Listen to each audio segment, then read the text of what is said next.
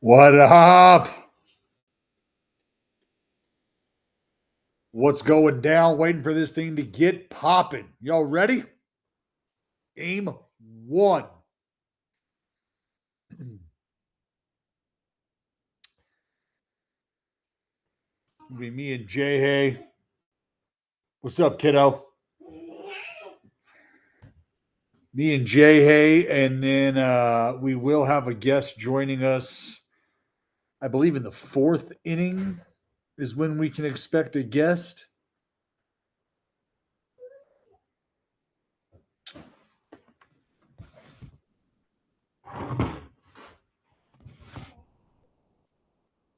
How we living? How we living? What are you doing outside? Oh yeah. My grandmother has just arrived with cold beer. Great white. Yes. Is that the one you wanted? That is the one. Oh, what a lamb. What a lamb. Perfect. Okay. There he is. Jay Hay.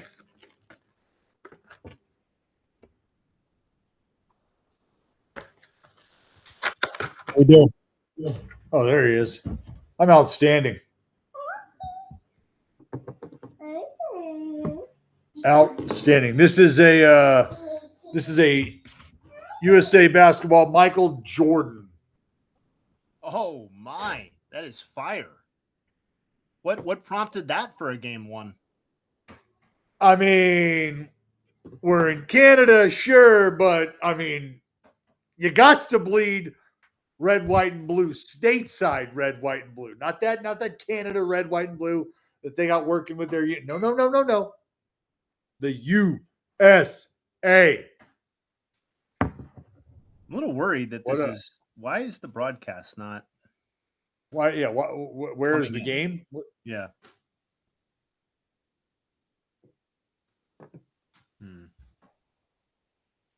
I mean, I'm going to be totally honest. I would not be terribly disappointed if this just shut down and I had to watch it on my TV.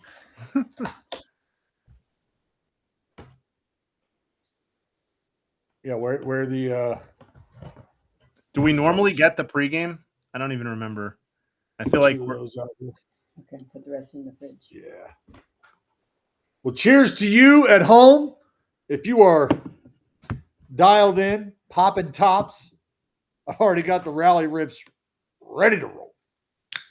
My inside sources are saying that they don't think it goes live until first pitch. And now Fug Out of for here is also saying that in the chat. But my inside sources are saying that this actually isn't a problem. So okay, all right. So what do we got? We got 3 minutes. Yeah, give or take. They're doing the pregame right now. Looks like they're having some camera issues themselves. Got a little freaky there for a second, zooming in on John Smoltz, but all right. Well, I'm screen mirroring, so I'm forcing my family to watch us at home. I'm pretty excited about our guests. Yeah, I did bring my teeth. I did bring them. Thank you. I did not leave them. I brought them. What am I sipping? I'm sipping. This is, and no free ads, but I mean, I guess I legally can't tell you how long I've been drinking this beer and this brewery, but at least since I was 21, I can promise you. Lost Coast Brewery, Great White. It is. They didn't have bottles, otherwise that'd be. But my God, incredible flavor. I just want to circle back to a comment that was made in the chat by Tyler Sizemore, saying that I kind of look like Caitlin Clark. Let me flip that around. Caitlin Clark looks like you. Looks like me because I'm 20 years her senior or 18 years her senior or whatever it is. So this look, whatever you want to call it, was established by me. The Caitlin Clark. Can we go Caitlin DeGeneres and just call her? It is. You have no idea how much joy that brought me. The Ellen recall on your behalf.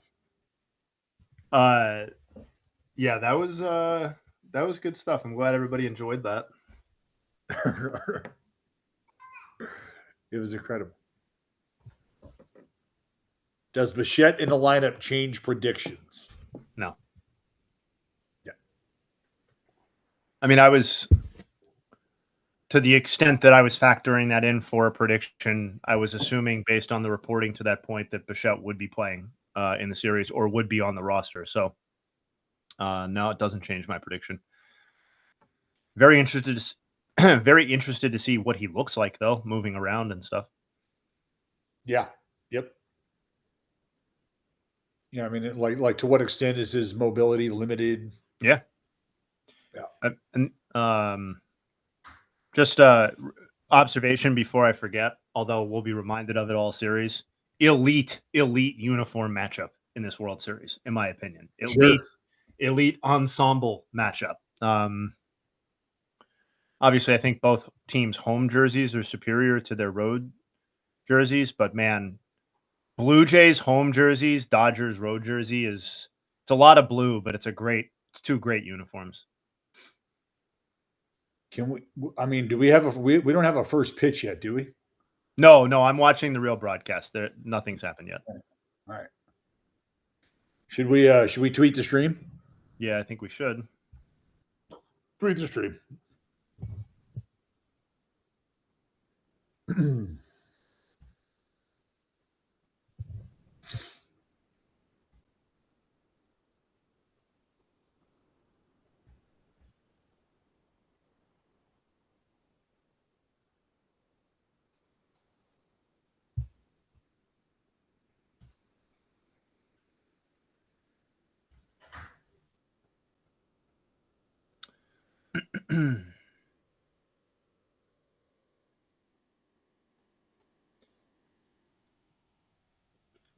Bayo, it wasn't so much that you had the take of the week. It was a comment on the frequency of the comments from you.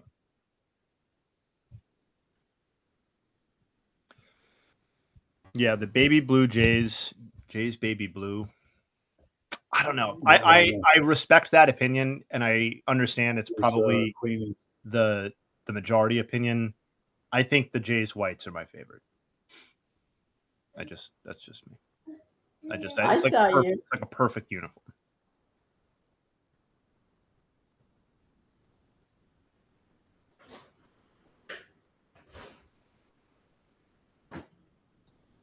Oh,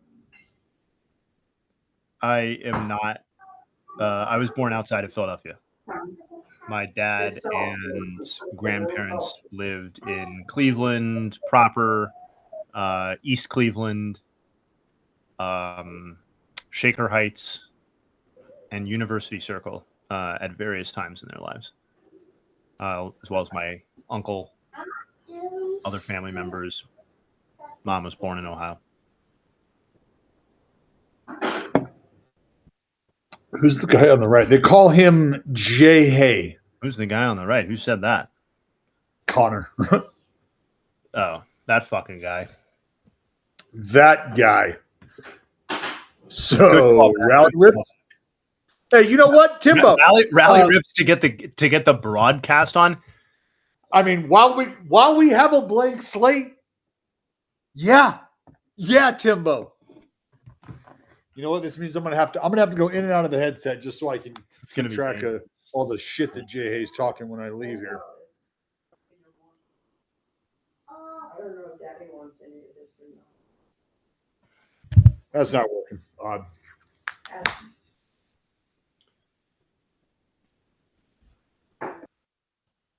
Yeah. We're coming in. We got something going. Started something great.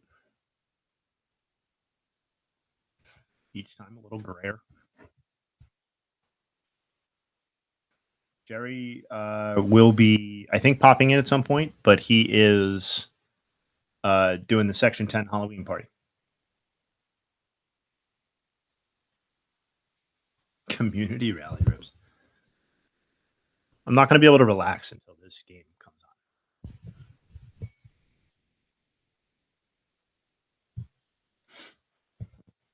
Oh, I don't ever hold back on talking shit. I don't think you're really apologizing, but in the event that you are, I was not actually offended by any of your comments. But thank you.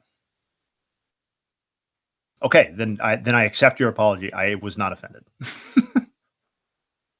Thank you.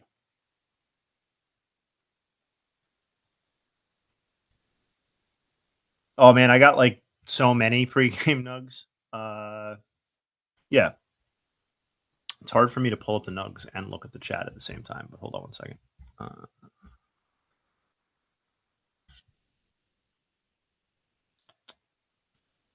My go-to shaver, dude. What is that? A trick question? It's Harry's, man. Come on.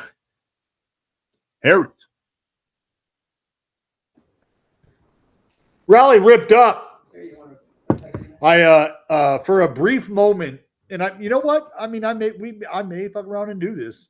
I thought about the 999 challenge. It was brought up last week, I think, during the during the stream. But I was standing in front of my fridge out in the garage, and there was just a bunch of like stray, what I call barbecue beers, like just beers that are left over from barbecue that you have that nobody is drinking. And so sour diesel, for those asking. I was standing there in front of the fridge and was like, wow, there's a lot of these beers. There's a lot of these. And you know what? How many of them are how many of them are there? There's 9 of them. Do I have 9 hot dogs? I don't know if I have 9 hot dogs. I could go get 9 hot dogs. But then I thought, 9 beers, 9 hot dogs, 9 innings. Is that something to do? So I'm thinking about the 999 challenge at some point in time during this World Series, Jay. I would oh man. That's like putting me on the shelf for multiple days, I feel like. I know, we talked about this. Yeah. Yeah, that's like a decade's worth of hot dog consumption for me. But it was a game not working. There's a delay. What's going on? Yeah. What? Yeah. They have not thrown actually technically first pitch, but we probably should be seeing it right now. Yeah, I'm not happy about this. Carrie, what up? I feel like I just heard something. Am I blacked out from the stream? When you say blacked out,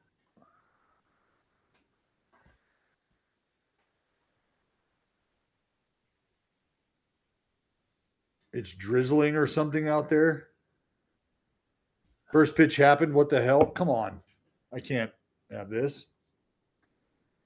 All right. Well, I'm banging the screen mirror until we can figure out what's going on here.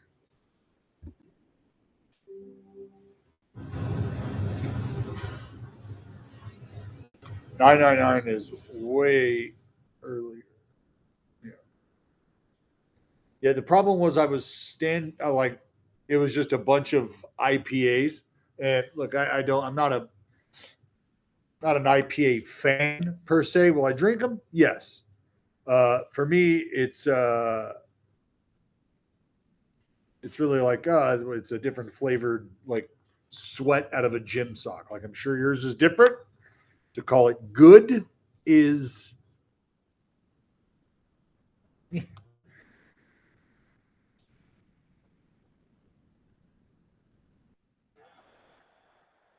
1-2. Jake is working with playback support. Well, depending on what you're watching, I'm watching a 2-2 pitch getting ready to be delivered right now, and he punched him out. Ohtani down on strikes. Savage punches out the MVP to get the ball game started. Took him 5 pitches, but the split from the heavens. 7.1 feet at the height of release. Let him know, Smoltzy.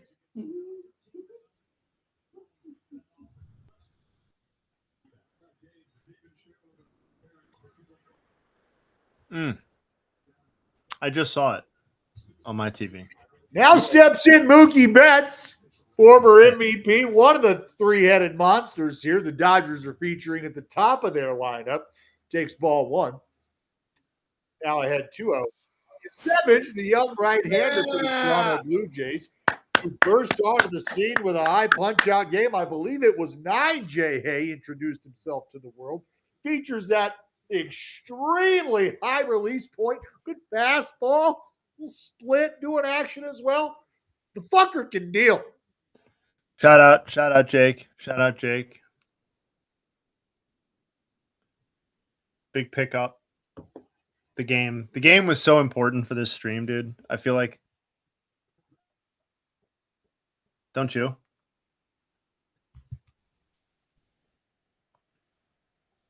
DB, can you hear me? Oh no. Now we're hot, Gran. DB, can you hear me? Now we're hot. Hold on. Screen mirror. Bam. Let's go. Dallas, can you hear me? Okay, good. You got me? Yeah, can you hear me? I sure can. Great. Okay. All right. And we have the game. We got the chat. It's amazing, dude. Oh, Frederick. Freddie's been pretty quiet so far.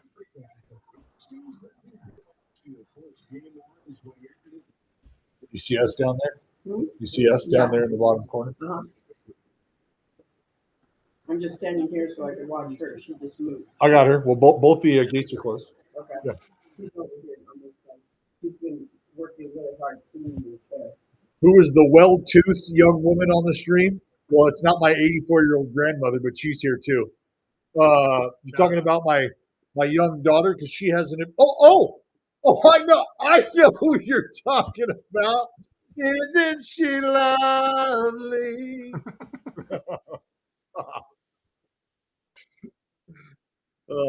AKA the Tooth Fairy.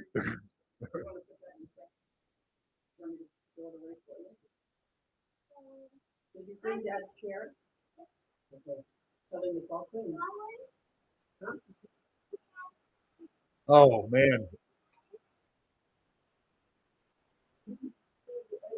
Hey, he's swing and miss, and he's got him fishing early. And when I say early, I mean early in the game and early in the count. Crispy stuff. Kind of interesting too, because it's not like he was dominant in his second and third starts of the postseason after that sick ass start against the Yankees. Kind of intrigued by what you would see coming out of here. A wet one and a dry one? Yeah. Here's a dry one. Grandma with the Rona? Yeah, for sure. Put your dirty one in here? It was her idea. She was like, "Yo, move the scooter." My scooter has a sidecar on it, and it was parked right behind her car, and it couldn't move. And she was like, "Yo, move the scooter so I can go to the liquor store." I love it. Yeah. You sure?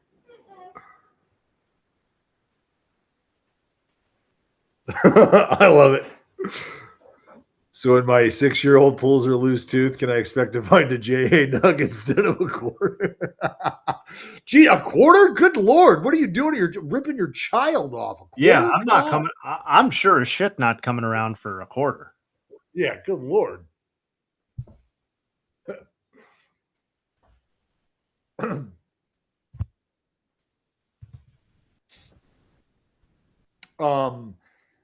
I have I'm curious to see how this Bichette thing is going to play out.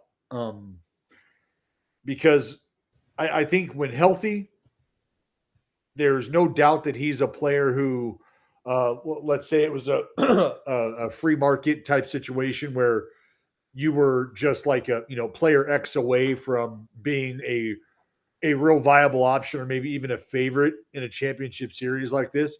Like, is it not fair to say that Bo Bichette, when healthy and like dialed, is that player, can be a player that absolutely tips the scale? I mean, I think on total, he was their third best player this season, their third most important player, whatever, like at least position player wise. right? Uh-huh. After Springer and Vlad. Like I think his potential impact is hugely significant. I'm always just like I don't know if it's backed up by like any sort of objective data, but whenever I see these guys come back like midstream in the postseason, particularly this late, I just always like it gives me pause in terms of expected impact. I feel like because like I just feel like it's human nature and the likelihood of those people actually being healed as like to the point of getting back to the person they were prior to the injury and the normal time frame and stuff like that is less likely than them just really doing anything to get on the field and like to have a chance to participate and to help their team win the World Series.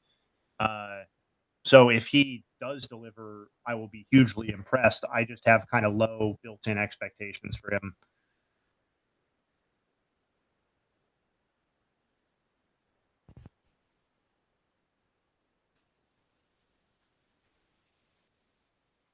Yeah, I mean, I understand where he was in the batting average and all of that and total hits and nobody's saying that he wasn't good. Would you say he was better than their third most important player this season?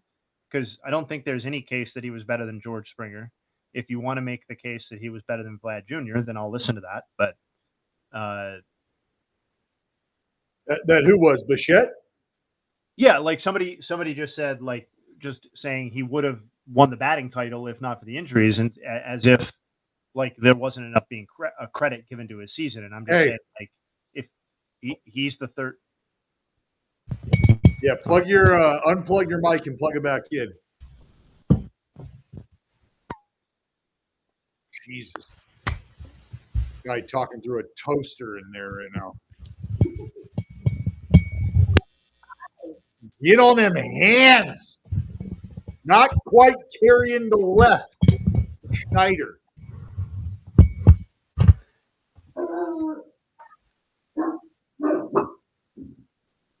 All right. How does it sound now? Better? Significantly better. All right. It's probably really just a matter of not moving it around. That's just hard. Do this is what I do in an unconventional setup. Hey, pipe down. I just push this all the way up, like into the mic a little, so it's balanced, and then just set it down, and then I don't touch it. You can see it just chilling right here.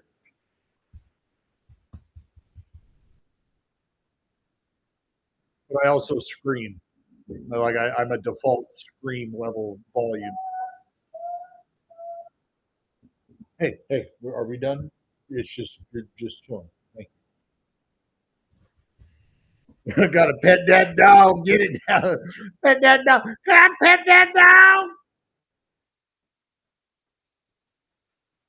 Like I don't know when it happens. I mean, the pit bull is a little over a year old, and when I say a little over a year old, I mean like a year and a month, and just like already a couch hippo doing nothing.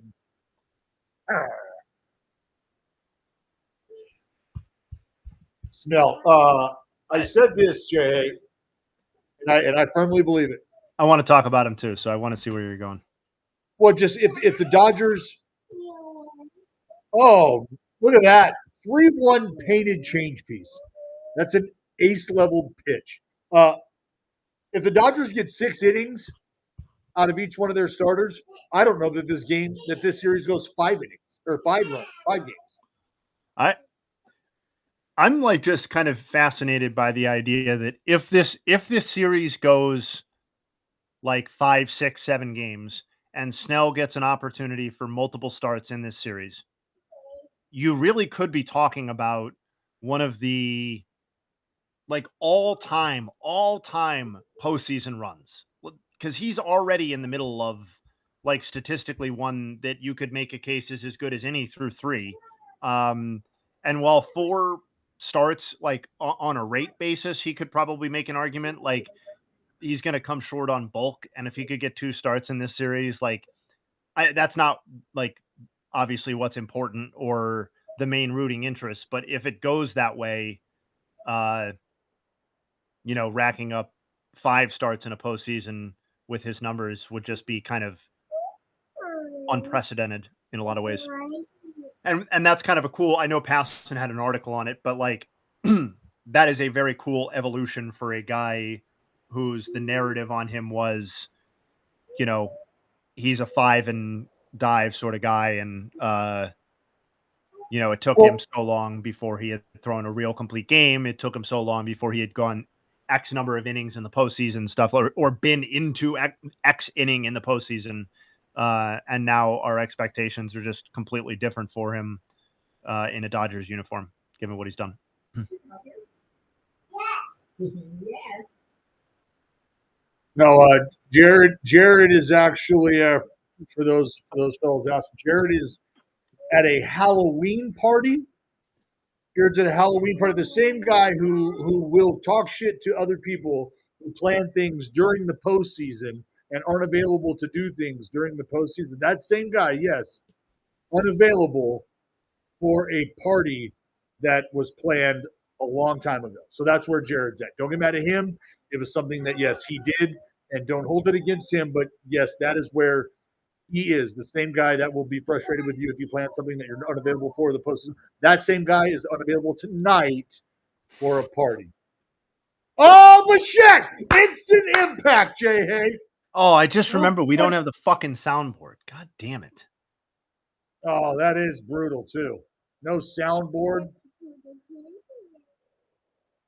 I got to get a soundboard. Well, that's the thing. Like, I would have had a soundboard 1,000 years ago if we would be able to use it. I mean, I wouldn't have. This is really the first time I've considered getting one, but we should have one. Wonder how much soundboards are. I'm sure Just that's a question. Yeah, you know what that is there, Jay Hay? Good piece of hitting. I got it. I beat you. Yeah, I got to make the sound effects like I did a really good job with that last time. But, you know, a lot of Jeremy's edits are just they're so layered and so complex that my beatboxing could never really replicate them. Acapella. Yeah. It's just a hollow. I'll make noises. Yeah. All right. Oh, I don't like the pass he took at that changeup. That was a really good swing at a decent changeup. Okay. Slightly elevated, but all right. DB's sniffing something here.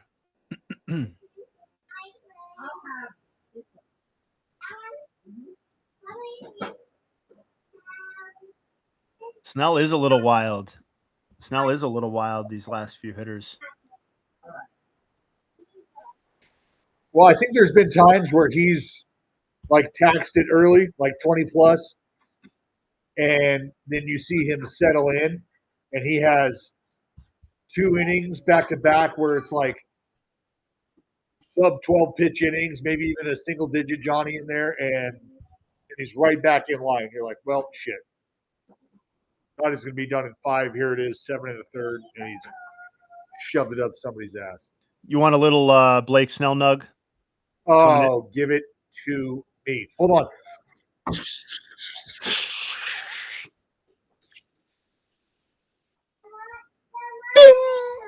on. Yeah, they're entering. This is all entering this start, obviously. There have been 93 MLB pitchers to log at least 60 career innings pitched in the postseason. Snell's 32.6% strikeout rate is the second highest, and it's behind Kenley Jansen. So that's a little bit of a cheat because obviously Jansen is strictly a reliever. If you look at just primarily starting pitchers, because technically Snell's made 2 relief appearances in his career in the postseason, it is the highest strikeout rate by a starting pitcher, easily surpassing the number 2, the previous number 1, which was Bob Gibson at 29.5%. So a full 3% higher than even Bob Gibson. Obviously, the issues with him has never been swing and miss. It's been all the stuff we talked about earlier that doesn't seem to be an issue anymore. But he does seem to be getting a little wild here. This is what I'm talking about. The Savage moving around. Can't have these laborious innings.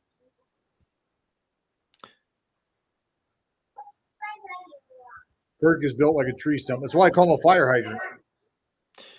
Entering the He's built start. like Sorry, buddy. we got another nug? Yeah, I didn't mean to cut you off. Hold on.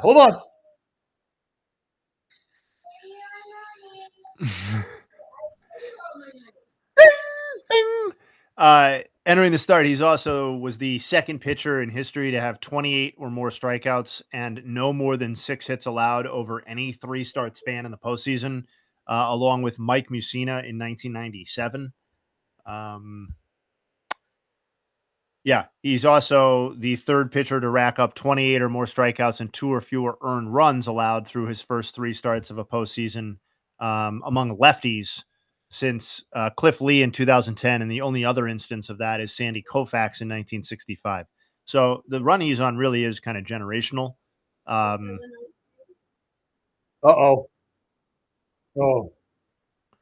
Obviously, part of the deal with like Madison Bumgarner's run is the dramatic context in which some of the stuff happened that would be hard to replicate for anybody, even if they were pitching at like the most dominant level, like Blake Snell.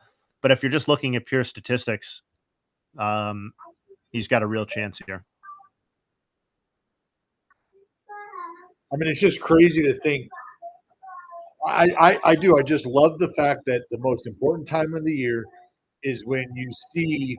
I like to see the fact that it's happening right now. Guys given the opportunity to just be a horse. But yeah, totally. innings like this get in the way of that. Wow. Well, now meeting. Here comes Mark Pryor.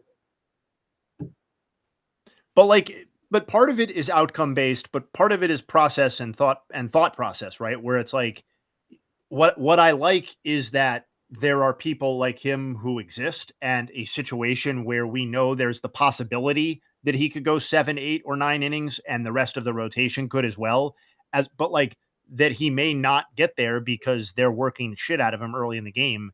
Like that's similarly appealing, like that an ace struggles at some point in the postseason too. I got Varsho just hunting pure fastball right now. Pure fastball in right now.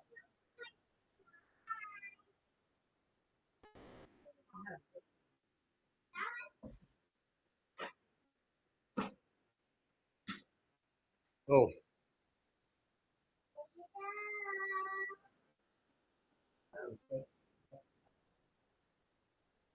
You have my money, okay?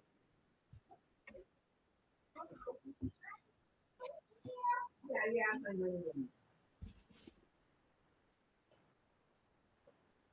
money. Little slide piece. Tiny little slider.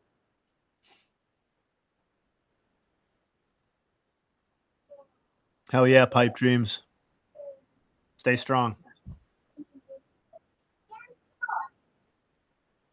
Don't let the haters bring you down. Got him. Good boy.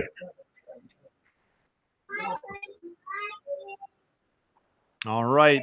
Okay. Classic circle that inning.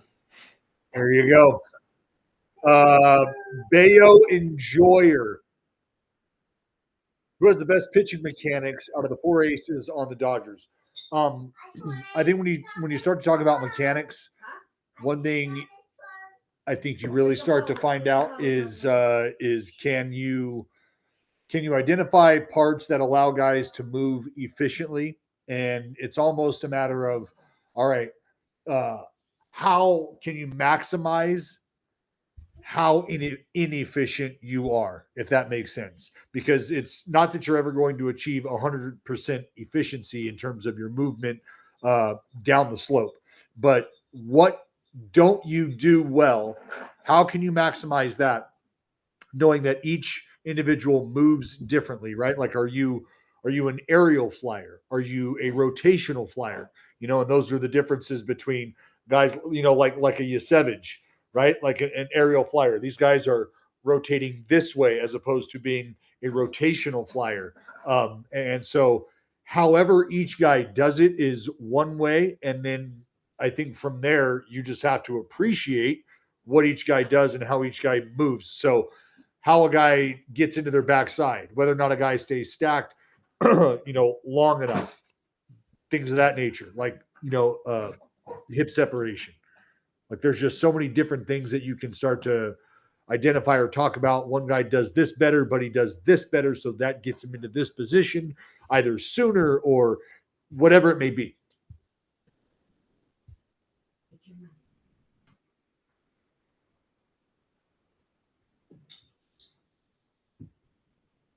Yeah, aerial, just because I was more over the top. I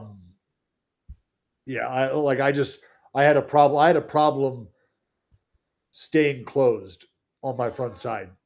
My front side would get weak at times. That was my biggest issue, and I would end up quick down the hill.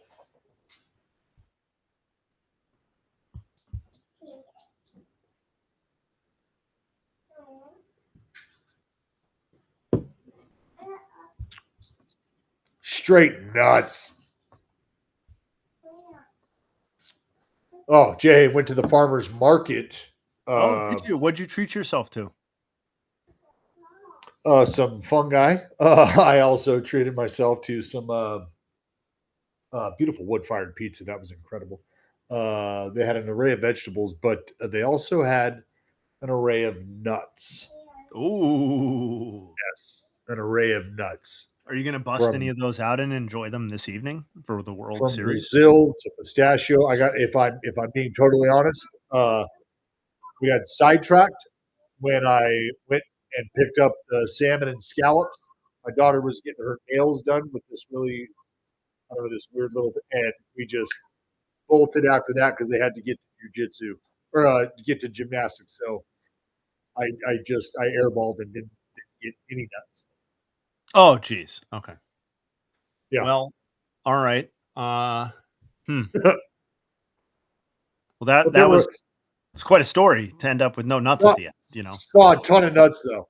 Yeah. Wow. I thought at the very least, I knew I wasn't going to get to taste any, but I thought at the very least I would get to see you taste some. But it turns out I won't even get to see that. No, yeah. Hate to disappoint you, but you will not Brutal. get to peep me gobbling nuts right now.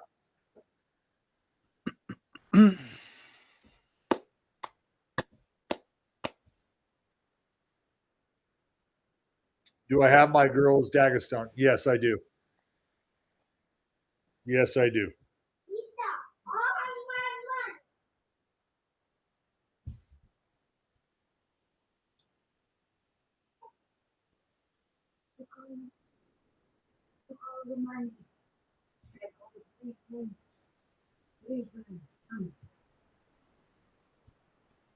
Oh, Smitty, put the peepers on him. You know what we haven't done, Jay? Hey, who's your pick to click this series? My pick to click. Yeah, we didn't pick a World Series MVP. Yeah, shout out to Hawk Harrelson. Yeah, World Series MVP. I'm going to go with. Well, I have the Dodgers winning. Yep.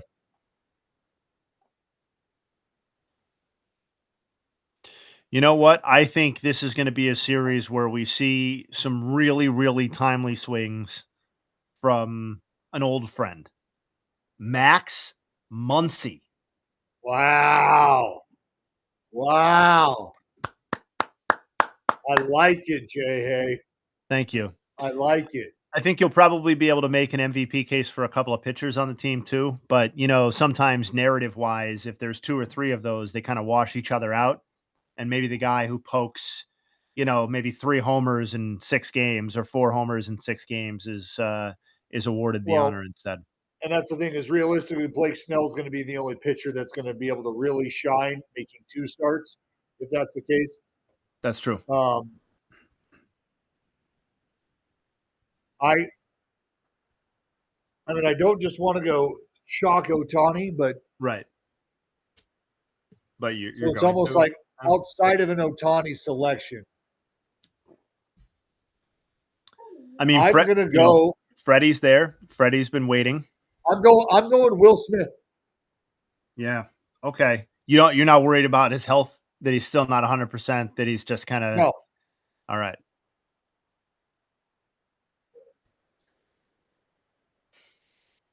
I mean, look at those Blue Jays. That hat is just so good. It's just so good. Oh, it's crispy. It's crispy. You nailed it when you said this is one of the all-time uni battles, all-time uni matchup. Yeah, and in fairness, so was last year. Like I probably said something similar last year because you do have to put respect on the pinstripes, I think. But for me, I feel like I've been pretty consistent that I really, really like the Blue Jays uniforms and hat specifically, logo, everything about the hat. Yeah. Fire. I mean, look, you put respect all you want on the pinstripes, but come on. Uni matchup worthy, JA? Well, okay, so I think Stop it.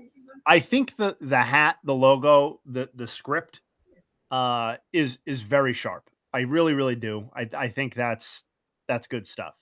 Look at you. I think their road grays are pretty forgettable as a jersey. Pretty what? Forgettable.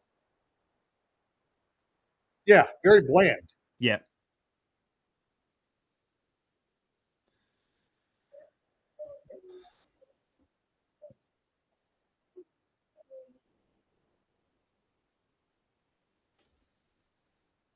Yeah, I love these. I love these Jays unis. These Jays unis are cold-blooded. This is also a great pick here.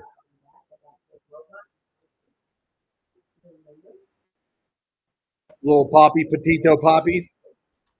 Papito. So here's a nug for you. I looked at all of the players. Kike's postseason OPS is 860, give or take.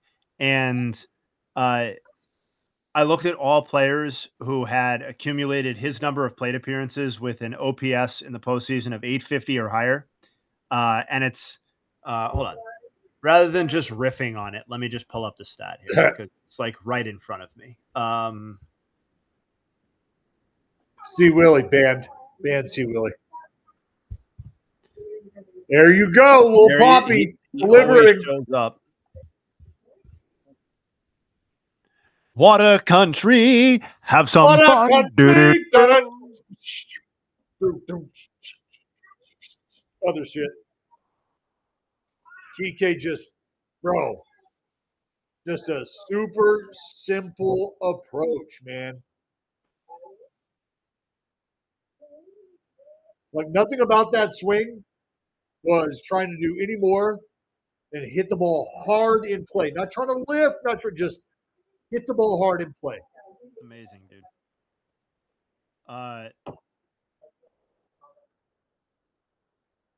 So I looked at there have been 18 players with an 850 career OPS or higher all time in the postseason, and if you look at their regular season OPS, Kike's is 707 for his career, and the next worst of that group of 18 is 816. So he's more than 100 points lower than the next worst player of that group of 18. So like the gap between his regular season performance and his postseason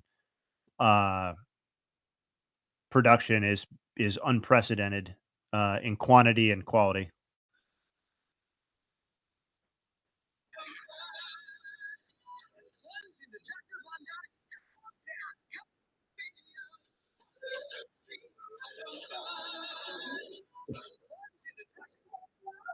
That's all we got.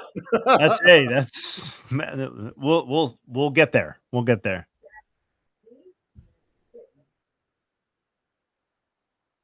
Tommy Edman, also a great option. Oh, you savage. Starting to. Oh, nibble a little. About Tommy E. Shout out Behave in the chat. What up, buddy? Oh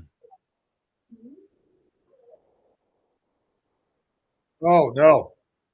That's gonna put it in your pocket. Yeah. Oh Lord. Uh-oh. Uh-oh is right. I mean, consecutive innings where you have bases loaded and one team gets something. I guess that's a little unfair because it's only now bases loaded and they already have a run, but whatever. What a gross replay.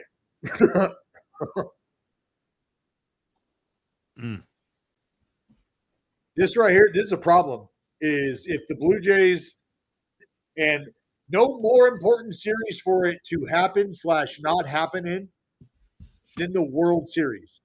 Game 1. What, lose? This early. The earlier you can get into this bullpen, the better, not only for a workload purpose, but also from the perspective of exposure early. So guys, you get comfortable earlier.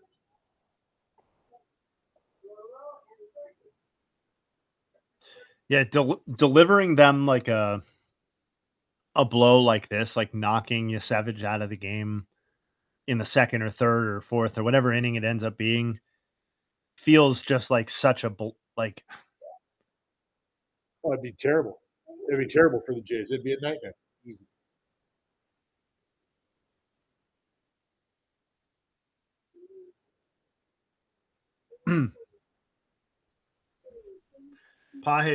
Pages would be a funny MVP, given how just terrible he's been in the postseason overall.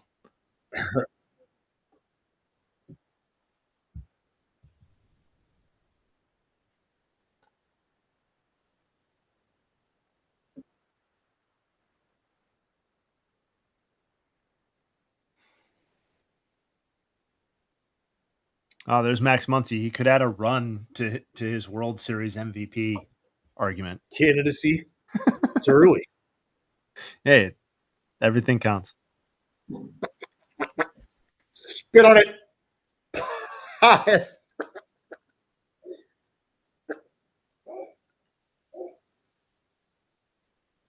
Marlins, man, front and center. Is he locked in again?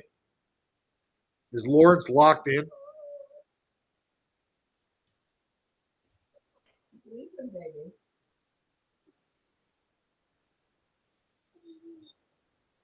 Work in the AB.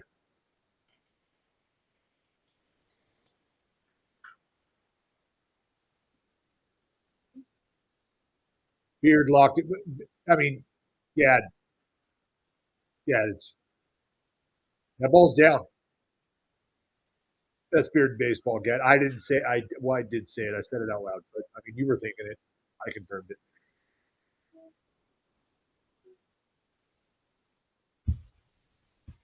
Oh, just below the hollow of the knee.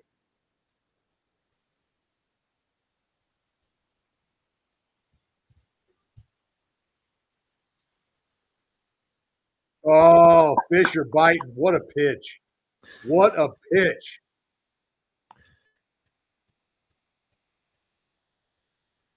Little slide piece. Yep. KLYE25. Ask the Angels question.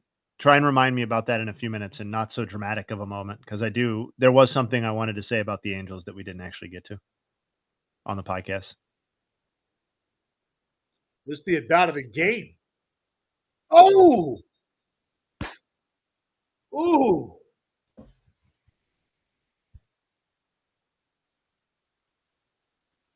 Ooh!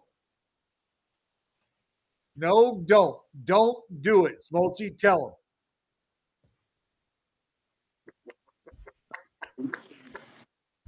Oh, hell yeah. We don't swing at that shit. Who's here? Let's go.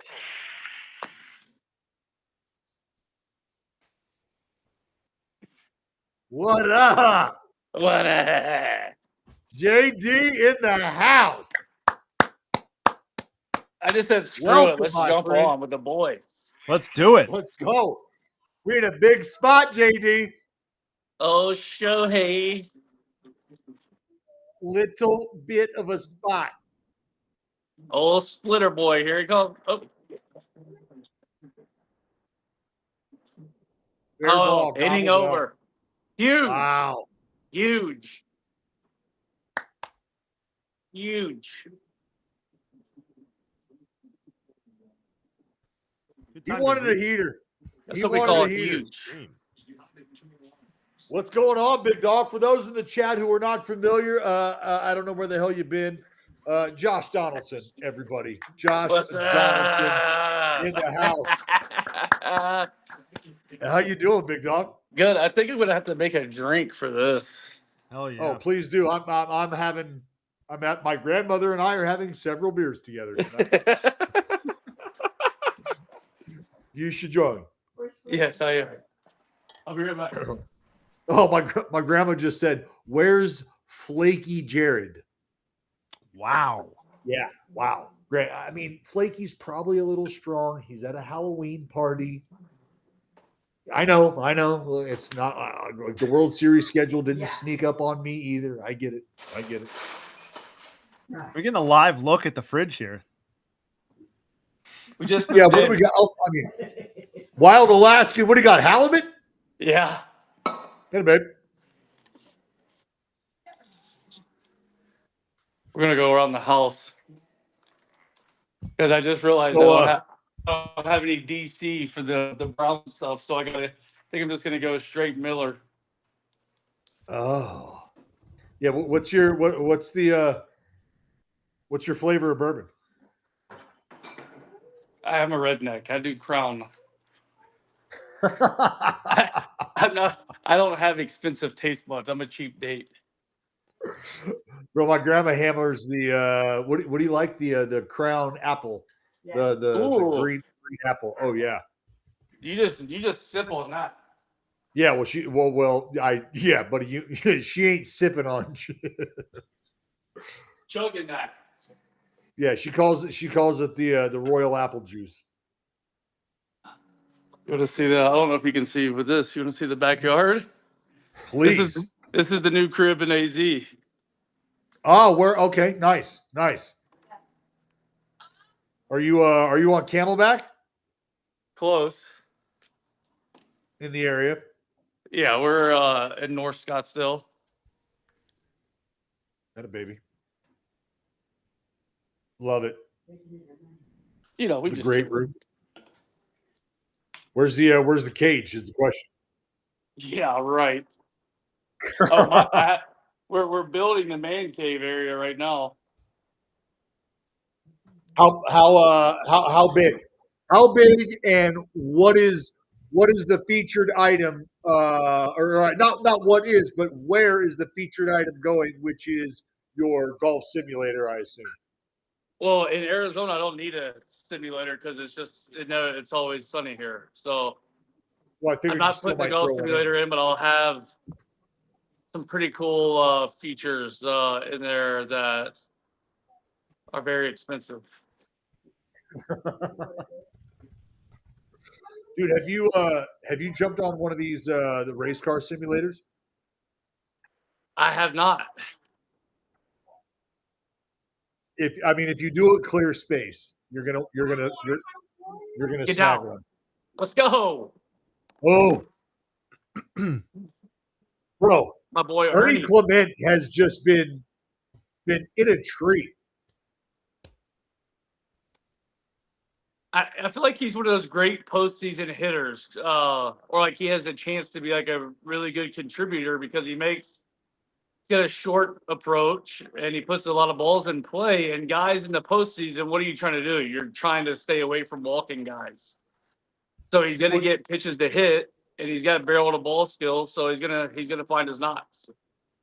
Dude, I just said about the swing that we saw. Well, I mean, we saw it with Bichette, but just guys taking super simple swings in the moment. PK, right? Like that swing that he took, ball back up the middle. At no point in time, if you break down that swing and look at that swing, do you see him trying to lift, trying to elevate in that moment?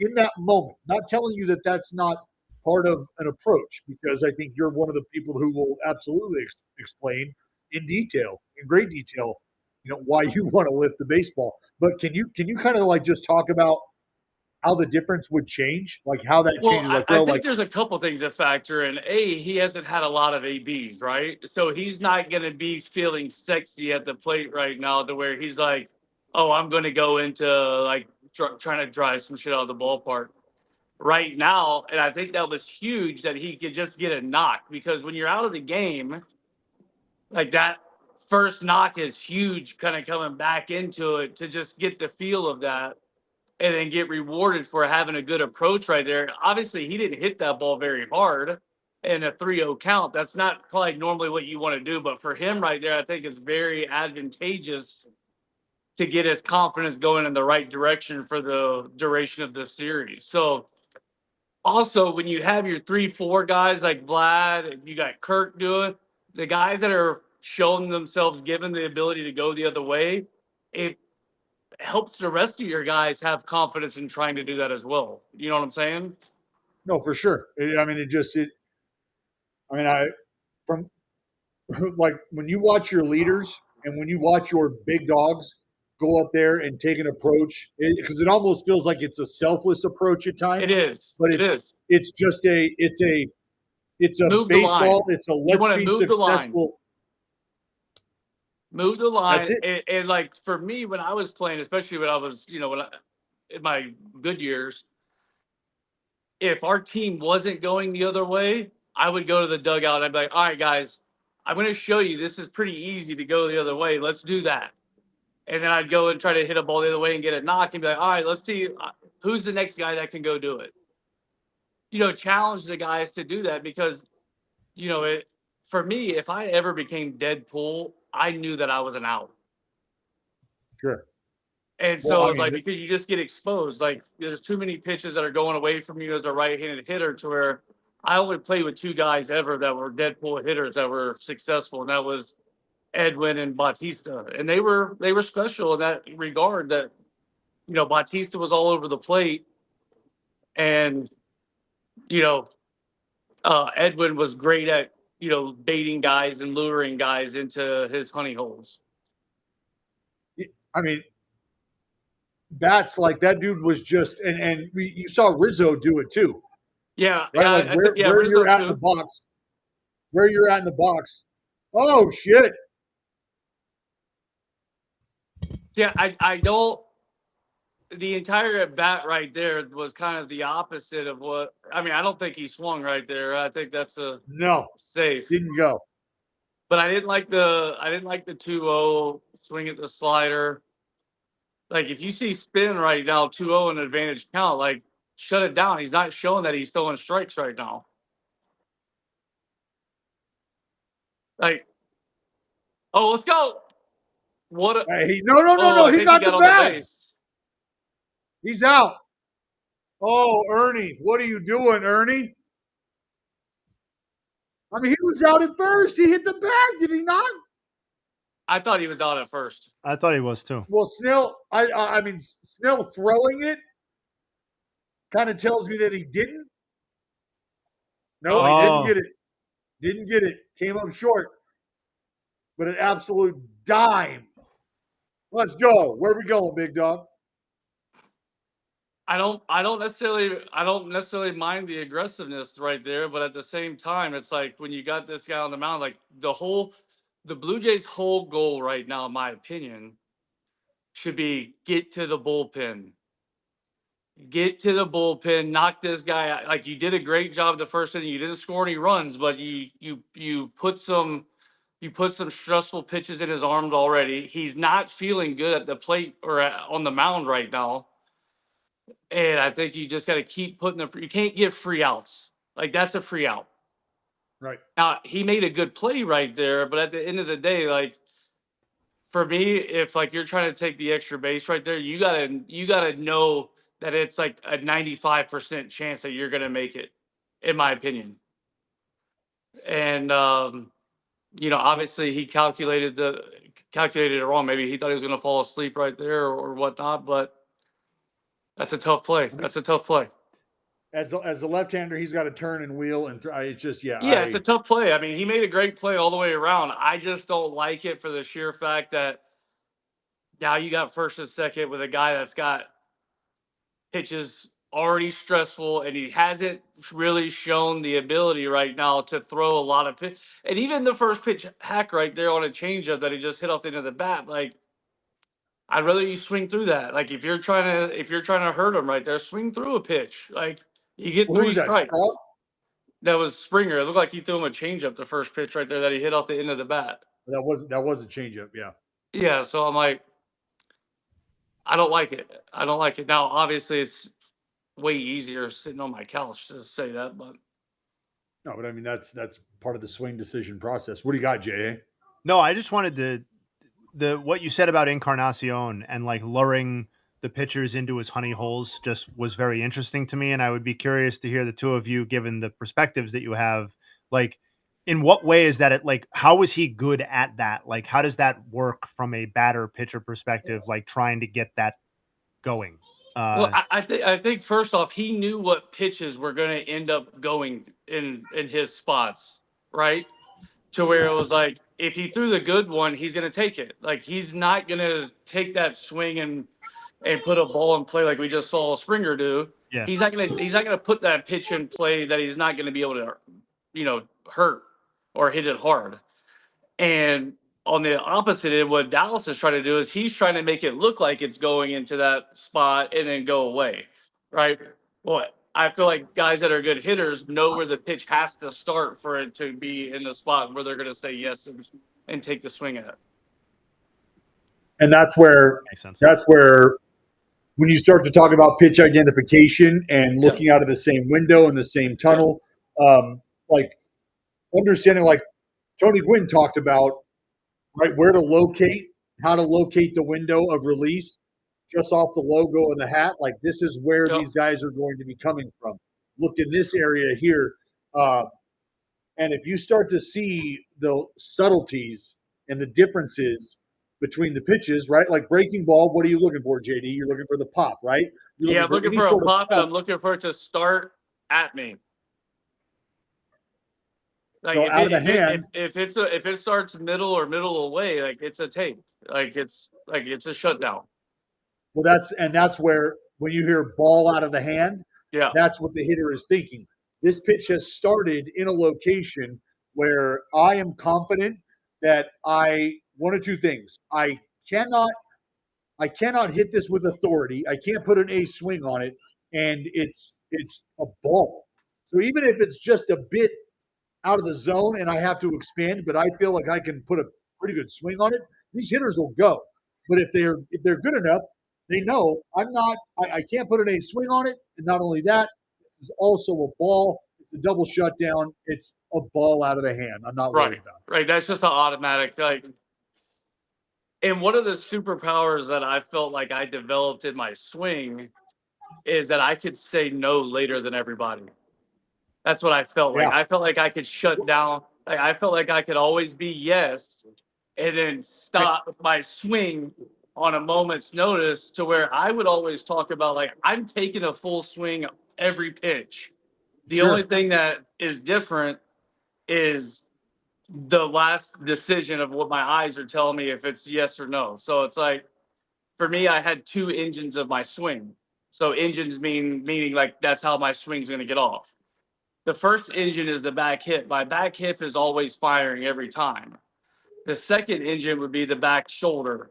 So like if I were to demonstrate it like this, so if I'm going, let me back it up a little bit more. So if I'm demonstrating here, every time, like that's going. That's the first engine that's always going. The second engine is the back shoulder, to where if I want to release it, that's my final yes. And if I ever said no, it was a no take. And so like that's why, like for me, like a lot of guys where they become not as adjustable and they have to commit earlier is because they don't have the understanding of what gets the swing off at times. Well, and what you're putting on display right there is something that I just talked about on the pitching side, but it's like something Freddie that I had. Same thing right there. You saw that take, like the back hip fired and the hand stopped. Well, and so now we're talking hip shoulder separation and control of the lower half and the upper half, where you've got the lower half to fire, but you have control of the upper half, and you have the ability to still hit the brakes. Yes. If you can't hit the brakes, at some point in time, you putter out. Like you just stop having success, because especially in today's game where there's so much off speed thrown and fastballs are, very they're throwing very hard. You have to be ready to go every pitch because guys' stuff is really good now. Like they have really good stuff. You can't go up there and just I didn't get to watch Trout a lot, but this year, but I know in years past he'd go up there and he'd take every first pitch. Like I would probably say like now he's probably going to start swinging more 0-0. Like he probably has in the last year or two just because of that. Like it's harder to hit when you get further down in strikes. Oh, because they're coming. They are coming. Because with the stuff in the game, and this is what this is what made you so. One of the things that I think was easily identifiable about you very early was how good you were with your hands. Just how good your hands were. Like I would have loved to have seen you in a massage parlor because my goodness, my friend. But your ability to, even if you're beat, and that's what good hitters do, that's what great hitters do, man, is even if you're beat, you're out of position. If their hands are still in a position to go, still in a position to compensate, it's no longer the A swing, but it's still a swing. It's competitive approach and it's competitive attack on the baseball that gives you a chance to be successful. And that's one of the, like, I love talking about hitting. I spend a lot of time in the cage just listening to what hitters have to say for these reasons, because if you can start to understand the movements of what you guys are trying to do. Well, you're trying to break timing. Like when you pitch, like you were trying to break timing. Fuck yeah, you just took it. For me, it's like I'm trying to control timing in an area to where I'm not dictating the timing where the pitcher is. So it's like, for me, it's like you have, how I can put this into perspective, and we could talk about this for hours, is to be like this Yee Savage guy right now, short stride, right, high release. So for me, I have to, like that swing that Will Smith just did right there, like you have to think about starting early, and you got to think about being slow, and you got to work from the top to bottom. And my whole thing that a lot of people were going to say is like, I had to think, don't say no to hitting the ball, hitting on top of the ball. My thing was trying to get on plane. But in order to get on plane, you got to work from the top to the bottom. If you start working from the bottom to the top, that's where you get a lot of these swings and misses, and guys can't handle the up zone heater. And then they start chasing. The guys that are going to chase the pitch below the zone are guys that have to hit the bottom of the zone to have success. And so if you have to hit the bottom of the zone to have success, then it exposes you to balls below the zone. So for me, it was always trying to control the top and then work down. And then for me, like that pitch that he just threw right there is a take every time, because I'm going to give this Yee Savage, I'm giving him the bottom of the zone every single pitch. He can have it, even with 2 strikes. If he paints a fastball down and away on me, good job, dude. Like, unless it's a situation to where it's like I have to, like, well, let's say man on third with less than 2 outs. Like if I know he's going down there, then maybe I start expanding just to try to get a ball in play with infield back to score the run. But the majority of my bats that I would ever face off this guy, like he could have every strike fastball down around the knees every single time. And a splitting. You can have that. Take that. Take the sliders. But as soon as it lifts up a little bit, that's where I'm getting off at. Looking for the mistake. Yeah, you got. I love that you talk about controlling top to bottom, because I talked about how mechanically, if you were to stand there and try to hit a 200-mile-an-hour pitch right there, that's the one that I'm getting off on right there. Because not only do you see the wrinkle, but it's elevated, right? Yeah, like that's the one. Like I'm hitting that ball to right center field right there, and that would be my goal. Like obviously, that would be what I would be shooting for. Like that, like see now he's smartened up a little bit, and he's like, I don't want to mess with the bottom of the zone. So that was he took that out of the hand. Well, now if I'm pitching, I go straight to the heater down and away, and it's a punch out. let me. I want to ask you something about his. What a play. What a play. Boba Fett impact. You don't feel great about it though. That lower half not feeling ideal. JD, the guy like Yusevich up there coming out of the clouds like he is. When we talk about guys with splits, guys with knuckleballs, the old adage, see it high, let it fly, see it low, let it go. Does that apply to the breaking ball or to the breaking ball buffet, the sliders, the sweepers, as well from a guy like him, where it's see it high, let it fly, see it low, let it go? Because if that 88 to 89 is dotted glove side, buddy, you're probably fucking out. You're an MVP, you're out, okay? Because he's put it where he wants. With that kind of depth and tilt, you really have no chance, which is why you wisely have said, I want no part of that. I can't do anything with that. I'm not doing it. As a hitter, you can't hit everything. Like, I don't care.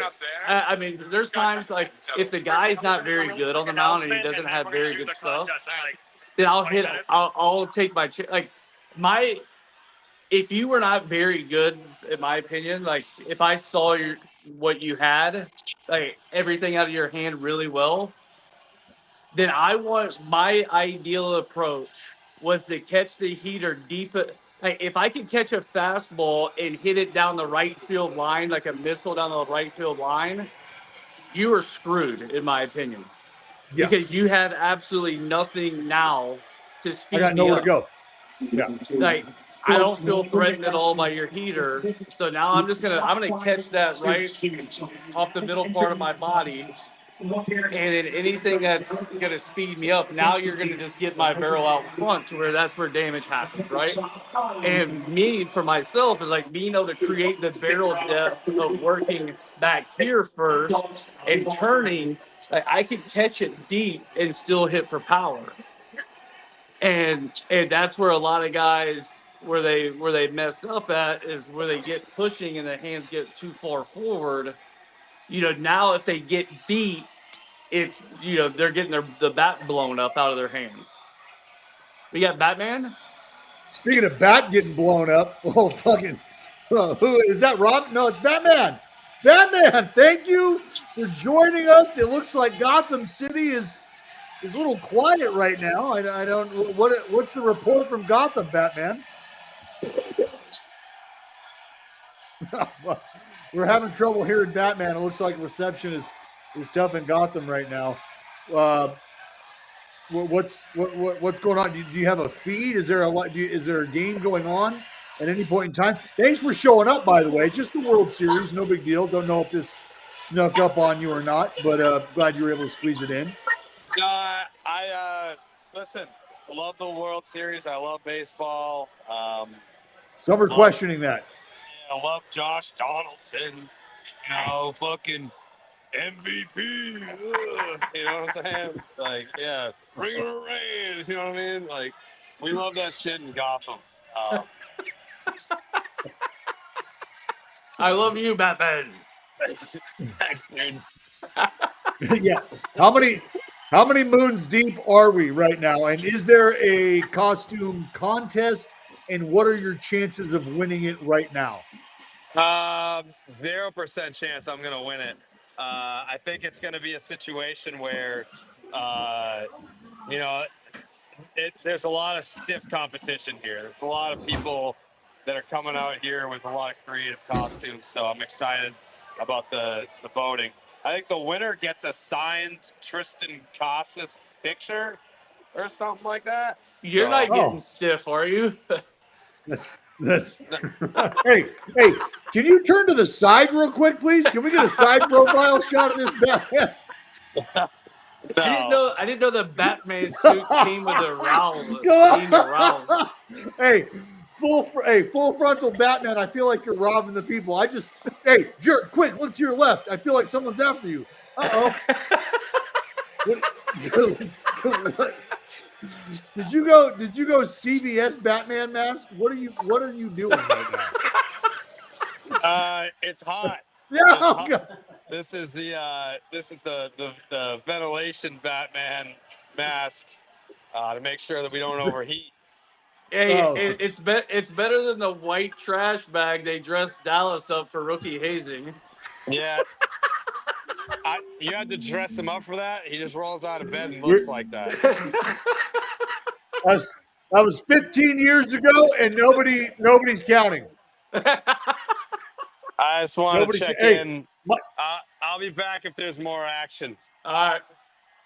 yeah, let All us right. know. Appreciate it, Batman. Anytime. Peace. Bye, fellas.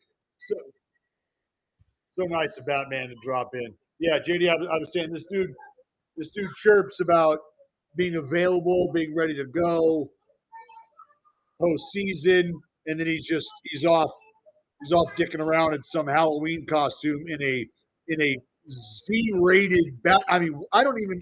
That is a disgrace to the Batman community. If you've ever gone, like I've seen 4-year-olds with higher quality Batman ensembles than that. Look, I mean, I'm speechless at this point. I don't really know what to say. I mean, I guess he's giving an effort, but is he? Yeah, not really trying effort. When the lights were out when he first came on, I couldn't tell that there was no bottom half. So I thought that his beard was the mask. And I thought it was a full mask. And that's why he was just kind of staring at us ominously. And then the lights came on. It was just half the mask. Such a clown. Hey, I JD, just don't you like that bat right there. no, not at all. You rip any cards lately? Buying I was anything? actually ripping some Pokemon before I got on. Bro, get out of here. What do you Yeah. do? I mean, I do you give a shit about Pokemon? Honestly. It's a cheap, fun rip. That's all. You know, Pokemon. I'm telling you right now is kind of a big deal in some areas, but I don't care. I just have fun with it. And the new baseball and football stuff just doesn't until the naming right, the licensing stuff gets figured out. It just doesn't do it for me right now. Yeah, I'm it's funny you say that because I'm taking a lot of the modern stuff that I have right now Yeah. and I'm organizing and I'm gonna look to move it just so I think center the focus on the vintage, man. Yeah. I mean, you're a big vintage guy. You should stick with it. That's where your passion is. I like that shit. So I think that's what I'm doing. Hey, what like when it comes to differences, I know you've been asked this a few times, but Mhm. like I like the idea that we can kind of build a World Series now as a country versus country sort of endeavor, right? With Yeah. the Blue Jays against America, which is why I'm wearing my sweet USA Jordan jersey. But what is it like? What does it actually feel like? What does it mean? And is there that difference that you can kind of pinpoint between having the support of just a Good at bat Black. right there. That's what I'm talking about right there with letting the ball travel and not trying to get too big right there. Like the changeup Yes. set him up for a hit to where the at bat before that with Snyder, the changeup's a swing and miss because he's trying to get off on a heater. You know what I'm saying? Like Yep. you don't need to get off right now. You need to you got to set the table and let your guys behind you drive you in right now. Because I mean, Snell's not going to give up a ton of homers. No, I think Jeter said something that I think rings true, which is Vlad might not necessarily, and he may be honestly when you think about it, he might be like maybe the closest example to this of a guy not being a home run hitter, but a pure hitter, just a hitter who hits homers. Wow. Impact of Bo Bichette. Yeah, I felt mean, there. you look like to me, the best that we've seen at that. I mean, this guy was. I mean, Vlad hit 50 homers, right? I mean, I think he hit 50 1 year, a couple years ago. But like, think of like Miguel Cabrera. Like that's who I studied Miguel a lot. Like Miguel Cabrera, he played in a huge field, still had a lot of home runs, but Miguel Cabrera was a contact hitter that ran into like home runs, right? Like for myself, I wasn't like I could still leave the yard and stuff like that if like by trying to make contact, especially when I started going to Toronto and balls, I could, it was a little bit smaller ballpark than Oakland as far as like how the ball traveled. Um, where I had to pick more counts and situations to where like, all right, I want to try to get off and drive the ball where I could do that. But in the postseason, more than anything, I remember when Cleveland beat us in 2016, they lived down and away, down and away, down and away, down and away. And then when I got traded to them in 2018, I was like, I asked them, I was like, what were they doing? We're like, we weren't gonna let your big guys pull the ball. Like, that was our thing. And for me, I had a lot of success in that series because I was able to identify what they were trying to do. And I'm like, I'll take my hits to right field. And then once the mistake comes, it's going to set me up to do damage later. And I didn't hit a ton of home runs in the series. I might have hit one or two, but I had a ton of hits to where I think in postseason, that's more of the approach that you have to take. And for me, it was whenever I was trying to do that, like an adjustment for my body, it was more along the lines of like, all right, I want to start earlier, I want to start slower, and I'm never going to let myself get into where my body's going to speed up to want to try to hit a homer. You know what I'm saying? Oh, no, absolutely. I know 100% what you're saying because it's about execution. So Exactly. So let me ask you this, because I think I know the answer. Is it fair to say that the postseason on all fronts is asking you to just execute and is Yes. almost challenging not only you, but asking you to challenge your opponent to execute? And he who can will win. And he who Yes. doesn't will not. I mean, that's an easy way to boil it down. But when you talk about doing these little things, it just comes down to a simple point of like, can you execute it? And yes, and you have to have the players obviously to be able to do that, and you have to be able to have the ability.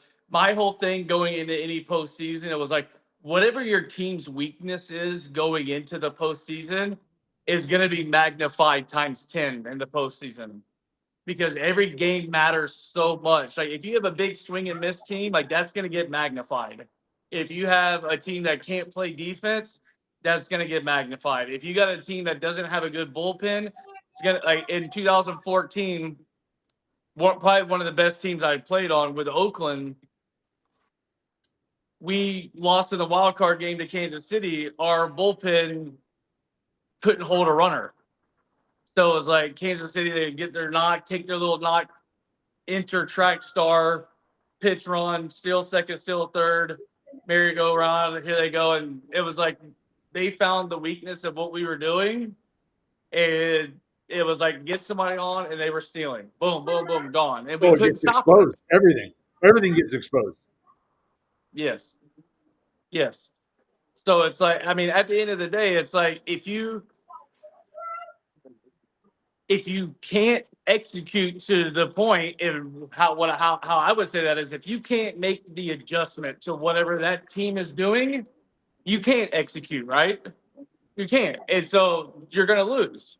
But if you have the ability to make adjustments, which this game requires, and then in the postseason it requires that much more because you're facing the best. You're not facing the bottom of the league anymore. You're not facing Joe Schmo that just got called. Like you're facing guys that are really good and they're proven, and everybody's dialed in, and when the focus and everything gets magnified, you have to be able to know who you are as a team, who you are as a player to go and execute and how to do that.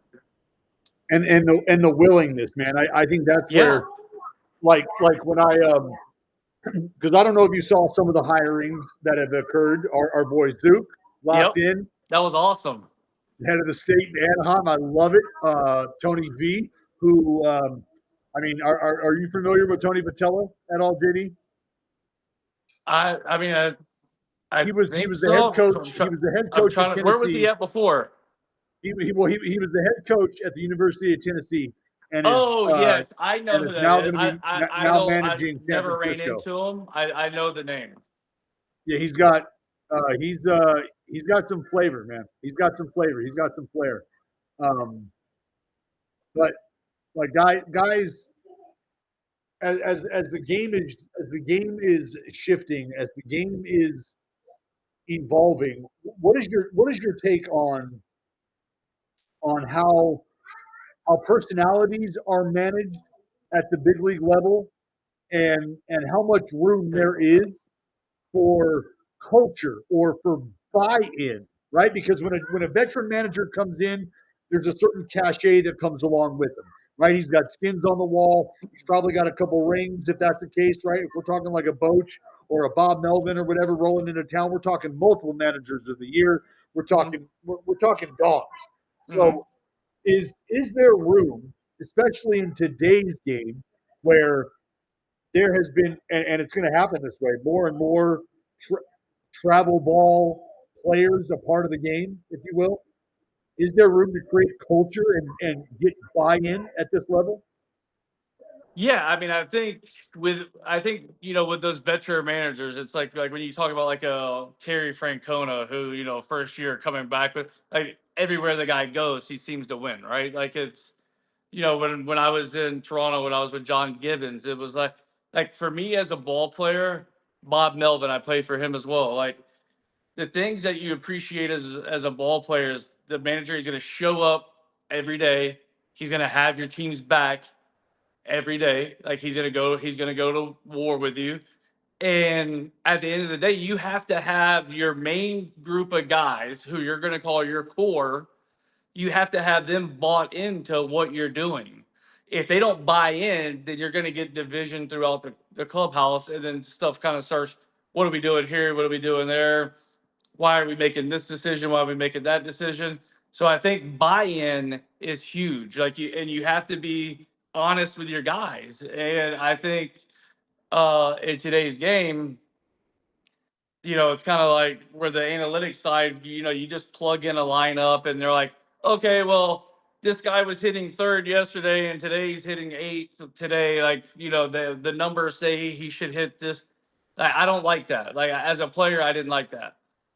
For the sheer fact it was like you get comfortable and you build a cohesiveness around your lineup to where it's like, all right, if I go and do my job right here, Bautista or Edwin and Carcino, they're gonna pick me up in whatever way that was.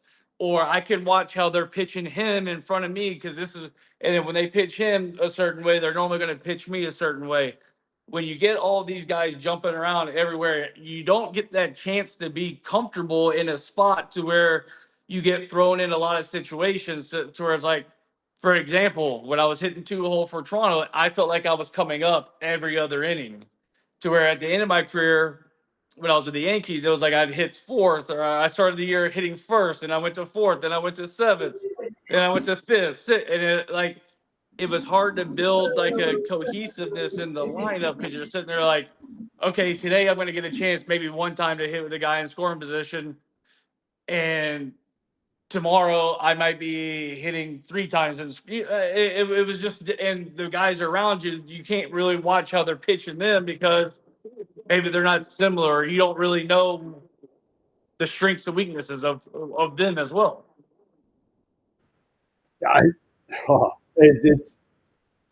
just love I love this time of year because I love, and I love hearing guys like you reiterate how important it is to take like a more, I don't want to call it a team oriented approach, but just how you see guys approach the game differently and how the game opens up and how it presents itself differently at this time of year. And I've always felt like it's a matter of who can prioritize quicker, who can understand what needs to be prioritized quicker and make that adjustment. When we talk about adjustments in the game, Yep. that's an adjustment in the game or in a series that needs to happen sooner rather than later. Who can make it quicker? That's Who wins. Whoever makes the adjustment the quickest. And in the game of baseball, when you stop making adjustments, that's when you're done. Like, it's a wrap. Because people are going to make adjustments to you. Like, you have to be able to make adjustments back. And whether that's hitting a ball to right field, whether it's like, hey, guys are pounding me in right now. Like, I got to clear the room a little bit. I got to get a little respect in here. So, they start getting them further away from me. Like, whatever it may be, like, that's just the thing. And, when I remember on certain teams that I was on, I would talk to guys, like when I got to 2 strikes, I didn't like guys running, like stealing bases, because it would take my attention away from the pitcher. Like it would be like, for me personally, I would get distracted by it. And so like I would have like signs with guys on base, like they'd be like, hey, I'm ready. I'm going to go here. I'm going to run. To where like now, like I would know as a hitter, like not to let that to distract me. So when like, well, I was talking earlier how the lineups bounce, like you don't have that cohesiveness because this everything's different day to day, Well, it changes. Yeah, there's no, like you said, there's no consistency, and that's Right. where guys can just sort of you settle into your role, and you settle into what's being asked of you, because more Right. times than not, when your spot comes up, this is what the game is asking you to do. Exactly. And this is what your team is expecting you to do. Right. In the moment. Let's go. Like Kirk, Get down the line. fair ball. Let's go. Oh, come on. The fire hydrant had to hit Hey, the he can brake. hit. He can hit. The uncanny ability to turn a double into a single, Alejandro Kirk. I know that feeling. It's not good. God, hey, you ever wish you were more athletic, JD? Huh? Like, just you ever wish you were like a decent athlete? Say that again. You ever wish you were athletic? Like, you ever wish you were like a good athlete? Yeah, I wish I was a little athletic. I definitely not anymore. I can tell you that. Oh, let's go. Oh no! Get over. Let's go. No! Woo! Hey, like I said, up the middle, baby. We got to get it up the middle. Wow! Didn't try to pull that and one. I said it about Varsho last time. Hunting a fastball. Hunting a fastball, JD. Give him a fastball, Homer, Blue Jays. and he 2-2. is spinning on it. 2-2. And it's not like he barrel back up the middle. He'll take that. Yeah, we're a little ahead of you. Yeah, I mean, look, there's one thing too. Like if Snell has a great slider, like it's a tough slider for you as a lefty to hit. If you see spin, shut it down until you get 2 strikes. Like be on the heater, right? Like be on the heater. And he was all over that. Smothered. Stay fair! Stay fair! Hey, but this goes to my point. Like, it's like he's not on his game tonight like he has been in his other games. Like, wait, get hit. Like, that's not a pitch that you want to make contact with right there. Like, down and away, change up. Like, we got to get him up a little bit. Well, like, but as the human element, you see your boy go deep, like you get excited and you kind of get out of your own element, right? Like you gotta. Oh hell yeah! Well, he's thinking, yeah, the moment. Yeah. You gotta he's thinking, I'm control getting the a moment. fastball. He thought he was getting a fastball. Yeah. That's exactly what happened. He thought he was getting the same heater that his boy got, and he was about to jump ship. I want to go all the way back. We got to thank real John Anthony. He added to the Jake Yazzie Coffee Fund all the way from the Halloween party. That's a fan who attended a Halloween party, which is totally understandable. While a straw out in front, that is not going to land.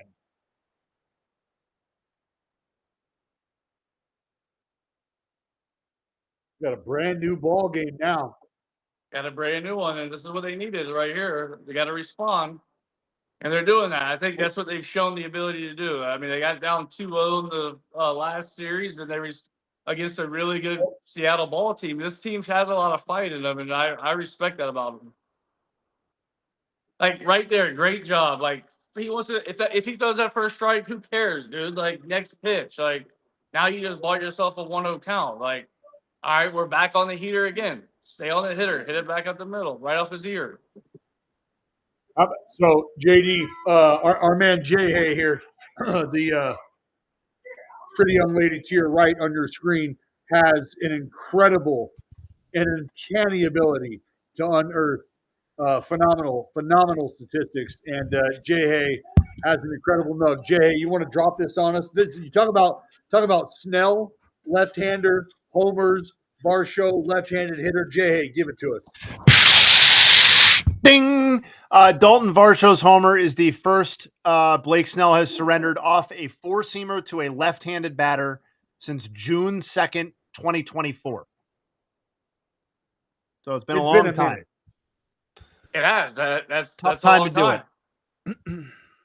I love it. It couldn't happen at a better time. Yeah, if you're a Blue Jays fan, for sure. A phenomenal time. I remember facing Snell when he was younger in his career, and he wasn't as developed as he is right now. He didn't quite have that changeup either. And I just remember like the fastball snuck up on you more than most lefties. You know, it had some ride to him, and it was like, all right, I think I clipped him maybe once or twice, but it was to Oppo. Like it wasn't me trying to take him bridge. It was just like, all right, he left a pitch in his zone to where it allowed me to do that. And I think that's what Varsho did right there. You know, his center cut heater, a little elevated. And you got to let him supply the power for that and for yourself to do damage. That's why I worked from the top to the bottom. I wanted to drive the ball and I wanted to hit it in the air. Like the ball that's up, it wants to get hit in the air. The ball that's down wants to get hit in the ground. Like for me. And that's why that was another reason why I like to work top to bottom. I love the effort to control it. What do you got, Jay? No, it's actually, forget the four-seamer thing too. It's just the first homer he's allowed to a left-handed batter since June of 2024 as well. So yeah, kind of Wow. a very rare achievement for Dalton Varsho, and obviously significant in the moment. I'd just be turning that thing over, trying to grab a hand. To hell with the four-seamer. Keeping it straight, maybe elevated. Anywhere middle in, no chance. I want the arm side run. Give me some thumbs. Should we do a few Josh Donaldson nugs? Oh, let's go. Sizzle up. JD, perk them ears up, cuz. These won't be the only ones we'll do, but a little taste here. So obviously the famous 2015 40 homer, 40 double, 120 RBI, 120 runs in a single season. That's one of only 7 such seasons in AL history. The only other players to do that, Sean Green, Albert Bell, Hank Greenberg, Hal Trosky, Gehrig, and Ruth. And he's still, Josh is, the last player to produce a season with 350 or more total bases and 10 or more sac flies. So doing what the team needed you to do in the moment got me thinking about how unique that season was in that regard. And Arenado did it with you in that season for Colorado, but nobody has done it since 2015, and nobody had done it before that, prior to that, since 2001. So a very rare season in recent baseball history. How about that? So not just talking shit, not just bumping your gums. That's not just a little fat backup catcher talking. That's it. That's not retired baseball talk, right? Yeah. Yeah, that's an actual MVP talking about doing MVP shit. But I love that, man, because seriously, and honestly, JD, that's what's awesome about having Jay Hay here, is because sometimes I'll rattle off and say something out of the side of my neck that might make a little sense, and he'll put historical context to it. So I love that you have been talking about how important it is to have those selfless at-bats, not only in moments like this, but just in your approach. And it shows. It shows in the numbers. You're not just talking shit. It's actual truth.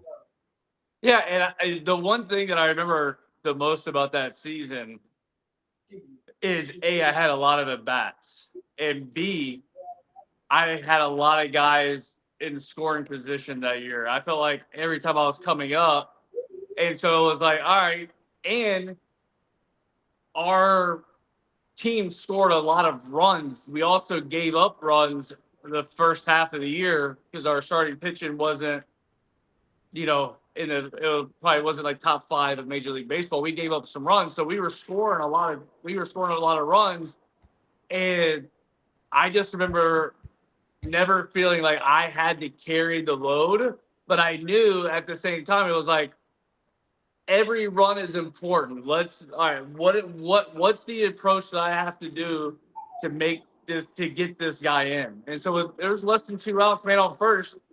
I was hunting for a pitch that I could hit a sac fly on. And believe it, more times than not, those turned into doubles, those turned into home runs. And the ones that I would just miss a little bit would end up being sac flies and scoring some runs. So huge. Hey, the Jays get a shutdown inning right here. This is where they gotta score another Momentum. one to get the lead. This is momentum. This is momentum, and especially when you fucking lock up the big dog right now. I mean, because this is twice now you've kind of put him in his place, right? Yeah. You've locked him up looking. So you've got Ohtani in the corner, and to your point, you come back, you hit the big homer to tie the ball game. You get your 3 quick outs. You get the boys back in early or quickly to bang, dude. It's a momentum. Yes, and that's, as a player, you try not to allow momentum to feed, but it's a real thing, especially like right now, playoffs. You're at home right now. You just scored 2. Like let's get the boys to the bat rack right now so we can get some swings off them. This is huge to have a shutdown inning right now. Yeah, the last thing I need is somebody like your ass sitting there in the dugout quickly going, all right, boys, remember what just happened. This is what we're looking for. This is what we've eliminated. Let's go eat. Like I don't need that. And that's what we are in danger of having happen. My boy Russ Martin, he'd come back to the dugout after one of his ABs and he'd be like, hey, dude, the slider's starting to hang right now. Be ready for it. Like, you're going to get one. And then sure enough, I'd get up and whack. And then, like that's predicated off my teammates coming back to me and they're relaying to me what they're seeing, Hey, talk. We're gonna see a replay here. Talk about, because we talked about the hands. Mookie, this is an exceptional usage of the hands because, I hope we see it. Maybe we won't, but like to be able to get on plane with the heater up there, and not only on plane elevated, but the hands in location where they're at, like close to the body line. How difficult of a swing that is to get off. Just trying to get the barrel to the ball. Yeah, well, I mean, it goes like for me, I like the hands are going to play a role in it, but for me, like my right hand was always so strong that if I ever thought about my hands, like I was going to roll shit over. So I had to think more of like getting like above. Like I wanted my front arm to get above like the plane of where that is. So then the bat is going to be on plane there. So it's like you see Mookie has a similar load to me where he pulls down and then it stretches up and back to where now he turns the barrel here. That's why he's elite. Like he has that stretch. He's 160 pounds, but has pop because he stretches. Ooh. Well, the elasticity. And he's able to turn the barrel on plane up top. Versus like Freddie's not a high baller hitter. Like you see, like Freddie, like see how like that's a little like the bat wants to come down. Yeah, the barrel. Freddie is he does such a great job with his lower half of getting extension through the lower half, where he's to me like he's special in that way. For me, if I was hitting that way, I felt like I'd have been underneath a lot of balls. And that's where you see the prototypical left-handed hitter. They naturally have loft, where I was naturally more down. Like my natural swing was more down. So I had to work to be flat. Versus Freddie probably has to think about being more down so it doesn't get so far below him, if that makes sense. Sure. Not working from bottom to top. Not exactly. Like, that's a foul ball. Like for me, like I feel like that might have been a barrel, like for Mookie right there. There's a difference between you trying to see the bottom half of the baseball and trying to attack from bottom to top. You want to Right. see the whole baseball. I want to see the bottom. I want to see the inner half of this thing, because if I need to cut it in half, no problem.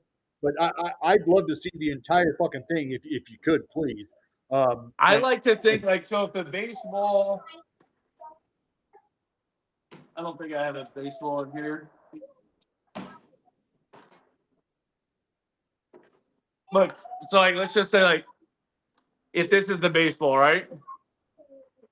I wanted to try to feel like I was hitting like the inside part of the ball here. Sure. I wanted to hit that, like that was the nut of the baseball. At times, like if I was like, all right, I'm gonna try to leave as 2-0 and I'm looking for like middle third, I'm gonna think a little bit more of like the middle outside of the ball so I can get the barrel around it. But that's not where I wanted to live. Like if I lived there, then I started becoming an out. Yeah. So The like, that's hook. just like the nuggets of like if I'm hitting on a tee, like you put a ball there, like so you know how you have like if you were to throw a 2-seam fastball, like I would take that the two seams, put it vertical this way right here, and I'm trying to hit the like inside that panel. inside seam on the bottom third to where I'm going to create that line drive that way. But how you do that, like for me, if I thought about like hitting my hands down on it, then I start like banging the tee over. It's gonna and like you could create like what I would say would be like an overspin backspin to where like the ball spins too much. I wanted to feel like I was getting on plane and then just turning to the inside of the pitch to where now the plane is just going to create the spin of it going out versus me trying to hit down and making it spin. Like a lot of Sure. guys will talk about like, oh, I'm just trying to hit down and create backs. For me, if I did that, I would overspin it and I wouldn't hit the ball as hard or far. We catch it like 230. You're Yeah. trying to just spin that Yeah. thing. Yeah. And like that was like my thing when I was younger. Like I had poolside pop, but like I would hit balls to right field and they'd fall, and I felt like I hit them just as hard and they'd be outs. Versus like when I learned to actually turn the barrel to like deep and like catch the ball back here, like that's when like balls like started just like I could hit it Rocketing. and it felt like I was pulling it and it was going the other way.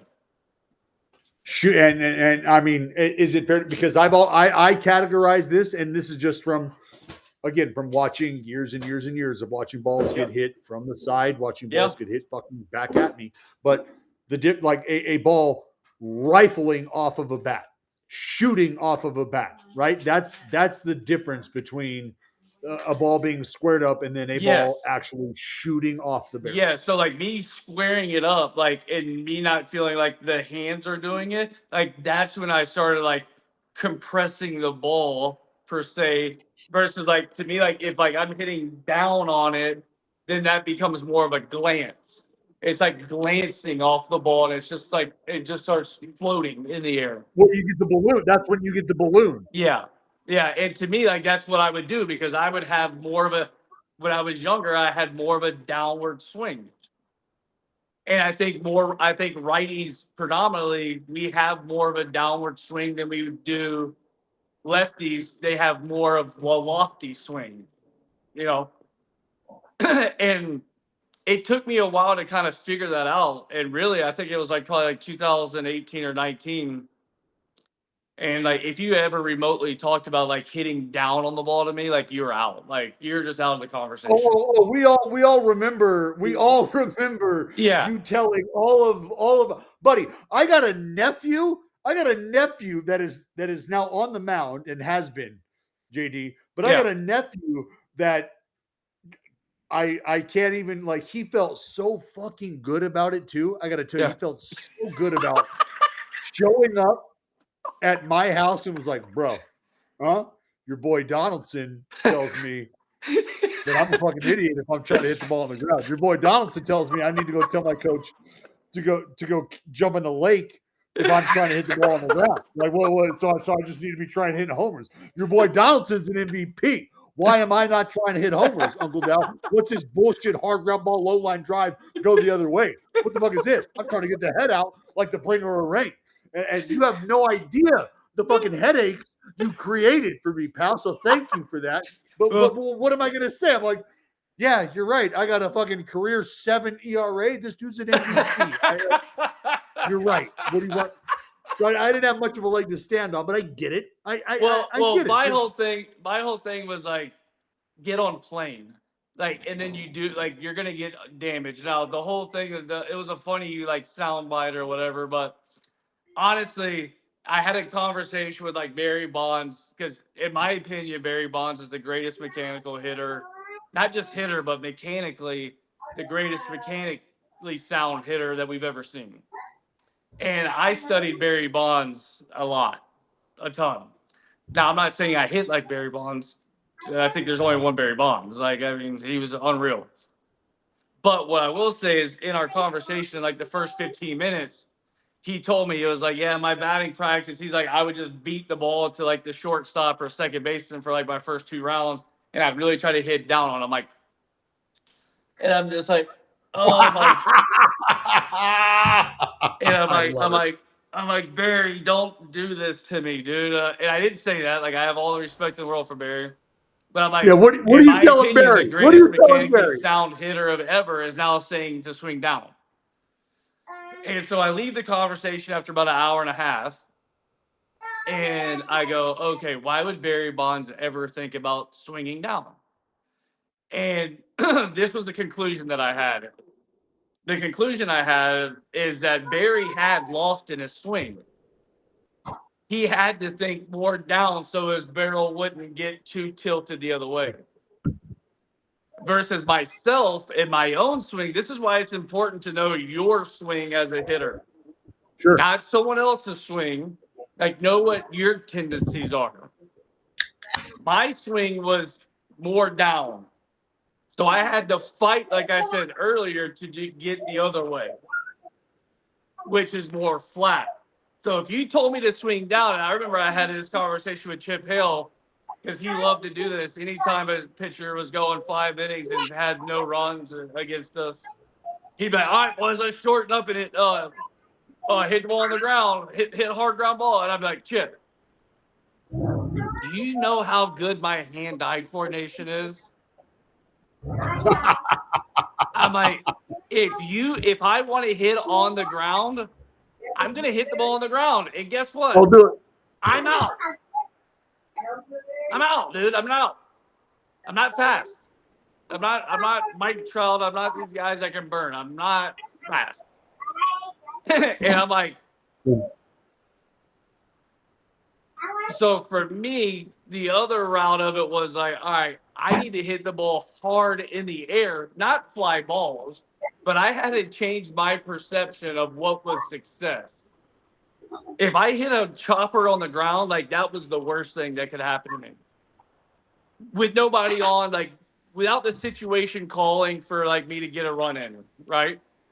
Sure. I would rather, for my own self personally, miss and hit a fly ball, because now, like, we're talking millimeters here, to where like that ball that I'm barely underneath on, like, now my swing wants to work more flat to down, to where that's an easier adjustment than like if I'm beating it into the ground for me to have to go the other way. Like, that's a harder adjustment for me.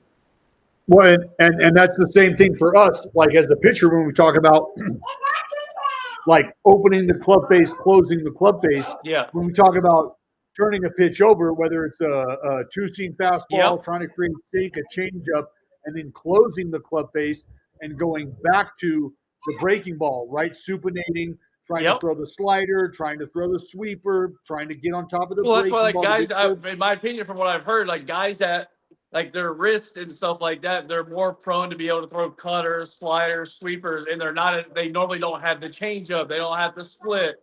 They don't have those pitches, or like a sinker, cutter, four seam. Like, when I first came up, that was not a thing. No. And now guys have kind of figured that out a little bit, to where it's what tough. we have now, and what we have now, And JD, this is why pitchers will always just be significantly smarter than you fucking idiots, see-ball, hit ball. Because now these dudes are using seam shift, right? Yeah. Like, so now they understand, hey, I might not be able to manipulate so much out front, but I can orient the seams in a way where how it comes off my hand, I can still get the action that I'm looking for. I can still get these seams to work for me in the way that I need. But I will say this, and I think you're an example of it. Oh, do it 5-4-3 me. That's fucking huge. That right there was the fucking hey JD. This is the shit you and I were talking about last night, my dude. When I said give them 6 innings, and I find it hard to believe that the Dodgers don't win ball games or don't win these ball games. But for Snell, if he's going to get any deeper into this ball game, this right here, this had to happen. Yeah. Massive. You know, and this is kind of, you were saying this is why pitchers would be smarter than or hitters. Well, the difference of it is you guys are in control the whole time versus it only takes one guy in the lineup to screw up the rhythm for everybody. So where it's like if one guy's not feeling it, one guy's in the lineup, like I love Snyder, he's great, but he's all night so far right now, his approach hasn't been there. Like you just rolled over a change up to third base.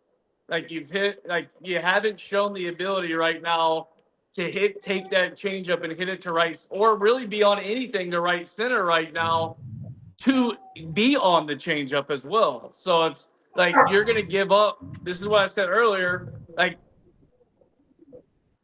you have to be able to move the line right now. You can't give up outs. That right there, whether it's a out on the bases, whether it's an out like not taking a good approach up there and not executing and rolling a ball over to third base, like you're giving up outs right now, and that's not winning baseball right now for playoffs. Does that make sense? Makes sense. Makes sense because I mean Whereas that's a pitcher, like you're in control of your destiny for the most part. You have to have the defenders back there to back you up, and obviously they're doing that right now. But I don't like that. I don't like the approach right now that's been shown. He has the opportunity to still come back later on in the game and do something, but you got to make an adjustment. Jay, what do you got cooking over there? I was just kind of considering just where Blake Snell is going to take us in this game now, because he started off like so laborious at the beginning of the game, and he's at 84 pitches through 5 now, and I'm starting to think like are they going to be able to get 7 out of him in this game potentially? I mean 6 is like baked into my thinking. Like it's possible that Jays can 6 and he's done. You think 6 and done? You think he's done after 6? See, look, hey, man, they sit Yamamoto out, and here's the difference. But see, for me, I think this moment in the game and the Yamamoto instance are as similar as you get without being. I know this might sound weird to say, but in the moment, like they are as similar as you get. But one more out, one more inning, and I think the situation is completely different. But right now, the importance of Snell getting you 7. And the importance of Yamamoto being able to give your bullpen a complete day off, those are huge right now, considering the Dodgers are also light one of their weapons down there, right? And Basia. So I think right now, if you were willing to give Yamamoto the ball at 97 pitches to finish that ball game off, should Snell be able to go out and get through 6 at 95 or less? I want to see the fucking lefty out there for the 7th. Give him the ball for the 7th, and from there we'll go hitter to hitter. Let him buy the outs. But yeah, I think, and this is what it comes back to earlier. If they don't make the base running mistake at third, the double play right there that just happened, I think he might be done after 5. Sure. Yeah. Sure. So it's like these free outs that you're giving up right now. The Bichette double. I don't know if he hit into a double play. Like you just you gotta at the end of the day, you have to build the approach of like we're not we're not giving up free outs, and that's what those are, in my opinion. That's sort of what I was getting at with the All right, question. I got something to do, Yeah, JD. go I'm going to be back in 37 seconds. I got to do these All right. things called rally rips. Out in California, they've got some lettuce. I got to do some outside. JD, you let him know. I got to check some outside. yeah. JD, this is just about Dallas going to get a little extra toasty for the next couple innings. So he'll be back in a matter of 30 seconds. Great. Yeah. How you enjoying the stream? You enjoying the experience? Yeah, it's good. I mean, Yeah.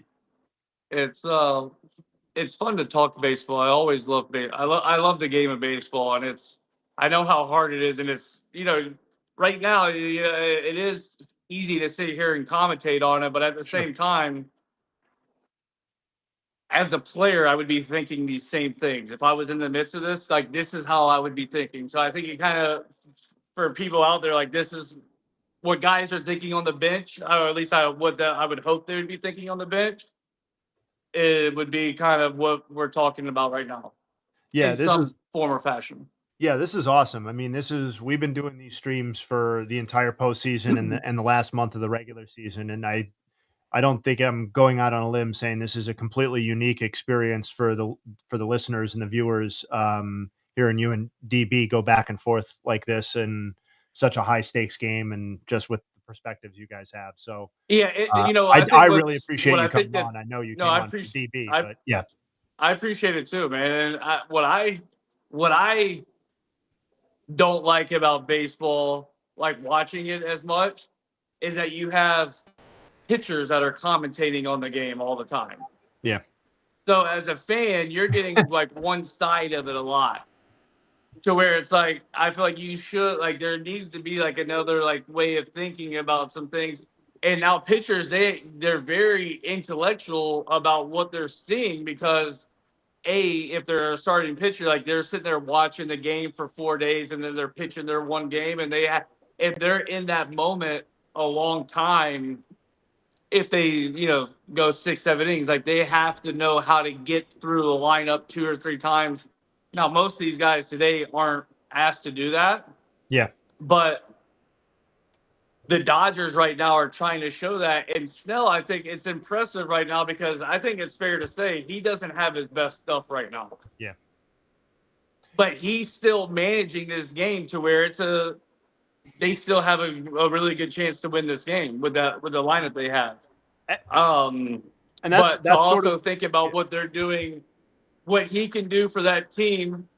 Even if the Blue Jays win right here, the Blue Jays are going to expose 4 or 5 of their higher leverage arms, because they're going to really try to win this game.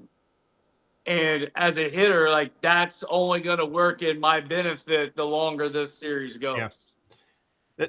That's really what stood out to me about the Snell initial question was I feel like in previous versions of Blake Snell, not this season, obviously, but prior, that was a start where you would never have even conceived of getting 7 or 6 innings out of him, given how it started, right? At what we watched at the beginning of the game. And that he has grinded to a point, like you were saying, without his best stuff, without his best command, to me is just as impressive in a way as the start we've seen in the previous 3 starts this postseason, where it was more like utter dominance. This is a maturation. Well, that's what separates the elite. The elite know how to get it done when they don't have their best stuff. Yep. So it's I would say 2 things with that. He's developed into being able to do that right now, but also when he was with Tampa, we witnessed with our own eyes in the World Series, him getting yanked in the 6th inning. At this point, he'd be done. When he was absolutely electric, and everybody knew the Dodgers weren't touching anything that he was throwing up there, but from the system he was in, they said, no, a 3rd time through, he can't pitch. Yeah. You got to give the guy his moment. You got to get, in that time, you got to give him, and you got to use your eyeballs. You got to say, hey, is he still competing out there and giving our team a chance to win? Or is it not pretty, and the swings are starting to come out, and it's consistently he's missing spots and guys are getting good swings off. Like now, like you got to get the bullpen going. I think that's what the game misses more than anything right now is the managers able to use their eyes and say like, he's not getting it done. We got to get somebody in there versus, hey, he might not be throwing 98 tonight, but he's changing speeds enough. The swings aren't telling me right now that he's done. Like the swings right now aren't telling. Like we have a Dalton Varsho swing that tied it up, but besides that, the swings aren't telling you that he's done. Yeah. The baseball and the other team. Couple Yes. of things that'll tell you just how how things are going for the guy on the mound. And sometimes, you know, you might need to just close your eyes and listen because the bats will tell you whether or not it's time to come out. I also Well- I also think it's cool that based on his own comments and his own reactions and stuff like that, that noise about not being able to go deep into games and being pulled in that previous World Series in that moment, like that got to Blake Snell. That motivated him. I hope so. On a level. And like when he was able to come out and really show what he was about, he had done it in previous instances, but not as emphatically as this postseason run.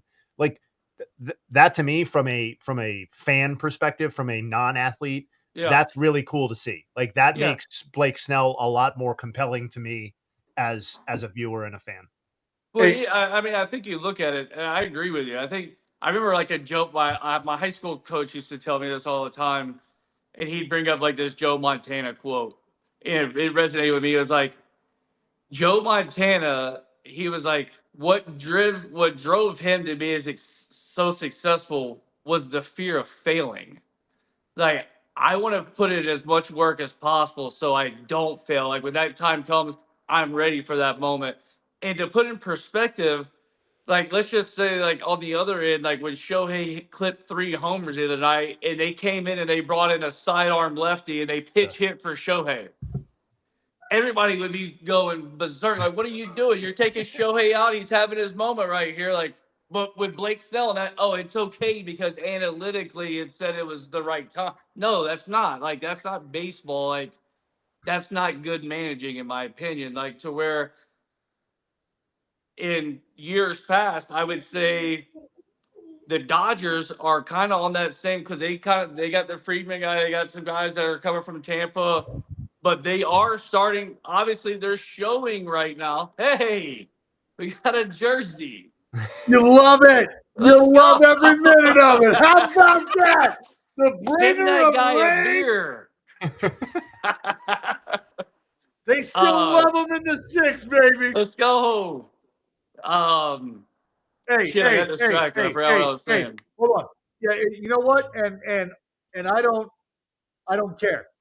I don't care. I want you to think about that moment right there because I know you, and I know that that's something that you appreciate. Yeah, And no. what does that feel like, man? Because we're talking about this team in the World Series right now. You have skins on the wall, as I mentioned before. Yeah. But you have not been forgotten, not even fucking close, dude. And they love you. Baseball loves you. But to see that you have made that impact, to just what does that feel like? Yeah, I mean, it's obviously now, I'm not playing and that's like a whole nother realm of it. But to go back and think about, and even like today, like I still have people come up to me like, man, I remember those years of when you were here and there, like the appreciation and the impact that, myself, my teammates, our team that we had on people and making memories, like those memories and the stories that built over time, like those don't leave. Like I can still remember moments, like just like you can remember the perfect game that you had, and I remember warming you up in the 8th inning, and I was about ready to piss my pants just throwing the ball back to you, like trying not to, like I don't want to screw him up. I know what's going on. Like those are those memories, like the baseball I'm not playing anymore, but like those don't die. Those memories with me, you know what I mean? And to see the appreciation, that's that's love, and like you, of course, like that's cool to me. Yeah, that was awesome because I know how much the A's fans in Oakland loved you. We're starting to open it up here. IKF takes the walk. The fire hydrant finds the Bichette took the hole. walk. They pitch ran for Bichette. Oh yeah, that's right, Bichette. My bad. Oh, you're fine. I'm just helping you out. We were talking. We were chatting. I didn't even see IKF come in the game. But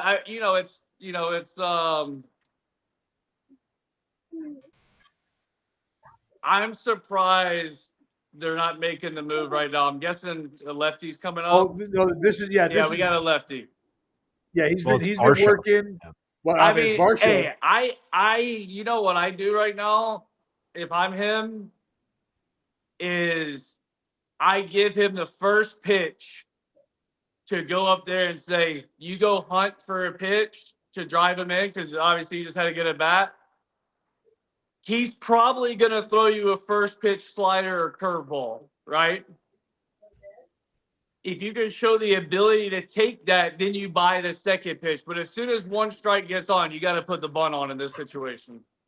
Hey, I said it earlier in the game. See, this is where if I'm Varsho, you throw me a first pitch fastball right here, and I'm hitting this to fucking Russia. Like that's my mindset. I mean, you got to take the chance to draw. If you have to go with the mindset of like you're trying to hit a ball in the gap. Curveball. See, I told you. There it is. So now you buy the next pitch. If he's throwing that 0-0 right now, it was mostly to see if he was going to bunt or not to let him get ambushed, right? You still sit on heater right now, and if he spins it, you take it. Good take. Good take. You see the hands? You see the hands? He wanted to. It was just tight. Yep. That was it. That was actually a really good pitch for Snell right there, because if he got a little over anxious right there, that could have been a double play. No, go get your heater down and away if you need to. Oh, that was the one. That was the hangy. And that's why I said go get your heater down and away, because I don't want to go. I don't want to play the back bunt and forth right now. 2-1. You got to get him over bunt, because you got a contact guy at on deck right now that can get the guy in. But I mean, Clement's been waving and shit early, JD. Yeah. Oh, I mean, see, there's your heater to bunt. That was the perfect pitch to bunt right there. Now you're 2-2 to a guy that's nasty. I mean, that was fucking. Yep. That's a 0-6. Get in there.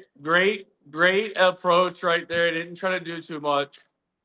Now go back to that same slider. Throw that same little short Johnny down. The slider, cutter, whatever it is. Like, I mean, as a hitter right now, as a lefty, you got to give the inside corner away. You got to look out over the plate. Oh, he tried it. Let's go. He tried to slide it down and away. Come on, Get it up and out. Get him up and a little out over the plate, and then give me a little line drive over the shortstop's head right here. Hey, go back to the hands. Elevate me. Give me the fucking hands, Snell. Come on, baby. Come on, shooter. I didn't like that swing. He was a little trying to pull it. Broke him down. Because he's going early on the heater. Yeah, he was. Come on. Give me a little base hit the other way. All we need is a single.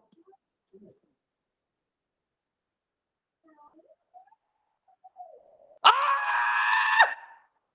Oh, my God. No! He hung it again. Oh, my God. He hung it again. Hey, stay away from that one. We need to stick with the fastball arm speed right now. Oh, my God. He hung it. Now, as a hitter, this is where I was terrible at. You go bridge foul, it was like automatic punchy. Stay the other way. Yeah, oh, shit! I hit him in the head. Boy. Nice. He's done. Stick a fork in him. He's done. Oh yeah, he's done. What a spot to come in right now. Oh shit! Hit him in the shoulder. Yeah, shoulder than the helmet. Oh no, just the shoulder. Just shoulder. Good God. You should charge the mount, I think. That'd be sick if we had a charging the mount in the World Series. That would be epic. Who's in now? Emmett Sheehan. Have we ever had a charging the mound at can we look that up? Is that part of have we ever had a charge the mound in the World Series? The World Series. Ooh. That would be sick. I don't know. I don't know. I can't remember off the top of my head. And I obviously. I mean, the closest thing I can remember, I would say, I don't know if it was the World Series, but didn't the A's and the Reds have a big scuffle at second base in one of the World Series? I don't know if it was a charging the mound, but somebody said Piazza Clemens. Was that in the World Series? Was that Where the he threw Mets the bat Yankees back World at him? Series? No, that's where he threw the bat back at him. Yeah, I don't think they charged the mound though. He snapped him off, and Roger threw the bat, and Roger threw the bat back at him. Yeah, that was sick. I remember that game. I remember watching it. And Clemens said, "I thought it was what he said. I thought it was the ball." You thought it was the ball, so you fucking throw the ball back at the guy and not get the out? I don't get it. Yeah. I don't know if that passes the smell test. But I mean, I've heard some great stories over the years. I don't know if that was quite it. it's solid. You ever feel like you got dosed on purpose? Oh my God. Yeah. As a hitter, I knew for sure. You? See, I grew up in the era to where I remember the minor leagues, the pitcher, people thought I swung too hard, so they were hitting me. Now guys are doing selfies around the bases and fucking doing yoga poses. They're trotting a horse. They're saying hey to their mom and their dad, and they're sending a text at second base. Hey, Dad, I just hit a homer. Check it out. What are we doing, dude? Some of the shit I just I did some stuff myself, but at the end of the day, it's whoa. Oh, yeah. I felt my natural swing of kind of how I posted up. People thought I was pimping it, but when I was trying to be disrespectful. If I was being disrespectful to a pitcher, it's I would hit it and I would never look at it and I would just head down and I would just start the trot. That's when I was actually being disrespectful, because I don't need to look at it. I know where, you know what I mean? That's gone. Yeah. Nobody getting that. There's a bit of a spot here for Emmett Sheehan. There we go. Oh, Clement. Let's go.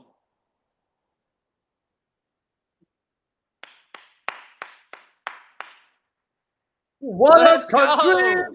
Have some fun. Do.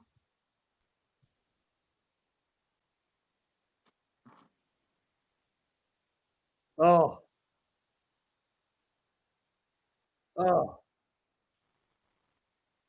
Hey, but analytically right there, we're playing old school would say double play position right there. And that's a 2-play right there. You know what I'm saying? But analytically, we're going to shift them over to the hole a little bit. As a pitcher, I'd be pissed, but whatever. You feel like your offense is still strong enough to be able to, sure, you're late in the game. You're getting late, 6th inning. Now we start to match up.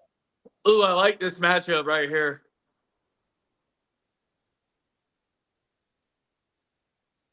War Eagle. Let's go. We got an Auburn fan on here. Oh, here we go.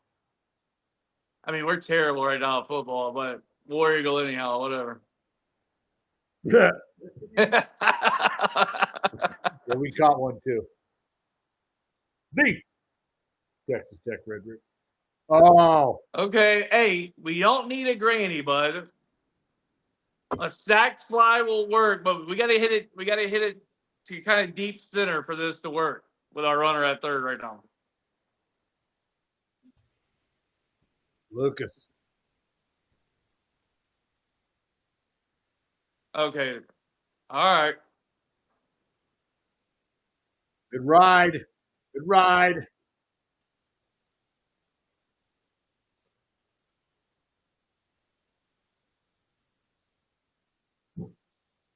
Yeah. So this situation, what Small said, bigger lead with a third baseman that far off the base right there. You have to get as much of a lead right there as where you can get back if the ball's hit a line drive right at the third baseman. And you, yeah, I don't know if it's because Muncie's faster than Kurt, you don't get that far, but you Yeah. got to get at least To the two cut. more steps down the line Yeah, he than what gets he to the is. cut. Because Kirk is obviously he's not nimble, so we gotta. Well, and here's one He's thing you trying not also to get doubled off or get back picked at this point. and you got to think if it's a line drive at him, that ball is also going to be hooking, so his momentum is going to be taking Yeah. him towards the bag Yeah. to make a tag. Oh, he tried to wear it. He tried to, yeah, he tried He to. tried to wear it. I like that. As a pitcher right now, Dallas, you speak on this. You got bases loaded and a guy doesn't move his feet right there. What do you like? You're like, okay, like shit. I kind of got away with one right there, right? Yeah, oh, yeah, absolutely. Okay, there you Yeah. go. Yo, shout out to Valor. Valor back in the house. Valor Sports Cards. Let's go. An incredible supporter of the stream. The coffee Show me your fund. collection, bro. Yeah, he's dialed, JD. He's dialed. Okay. Yeah. There we go. Let's go. Young kid right now. He's got to come to you, bro. Like, lock in right now. 3-2. More guys chase at strike three than taking strike three. Make him make a pitch. Stay in the moment.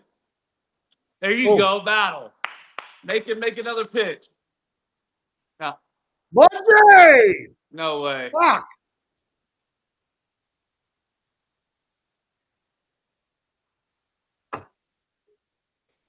I feel like you should go Chris Sabo style and get like the old like goggles that strapped onto the red back. specs? That'd be way cooler.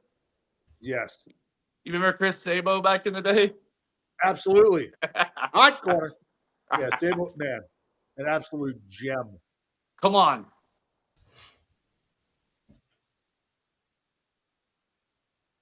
There you go. Holy shit. Make him throw strikes, dude. Holy shit. As a hitter right now, Jimenez, you're going up looking for one pitch, one spot. We're not trying to hit everything right now. Make him come to you.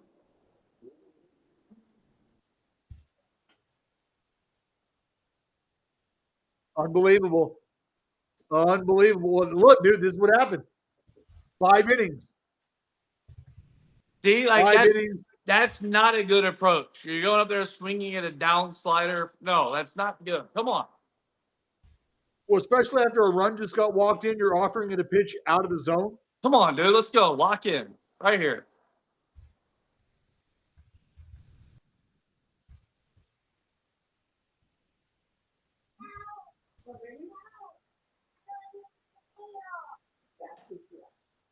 Come on, dude.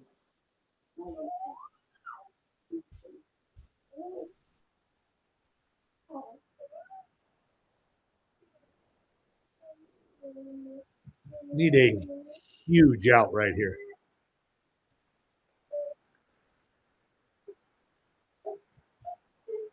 There you go.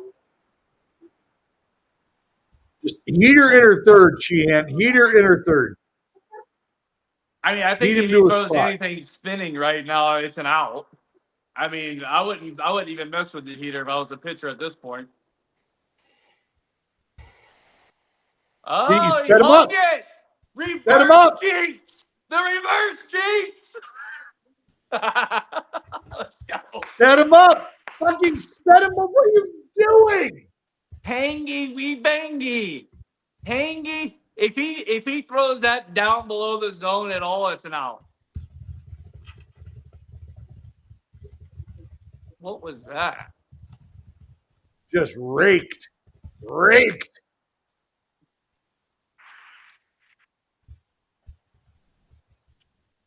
Oh, somebody asked if I would ever become a major league hitting coach. No. No. No, no. Where did my? How do I? Dang it. Okay.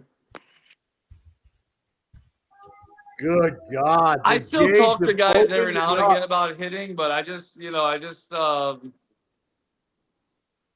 I don't want to travel that much, to be honest with you. I've done it too long. A lot of travel. I don't really want to travel. High school baseball. No.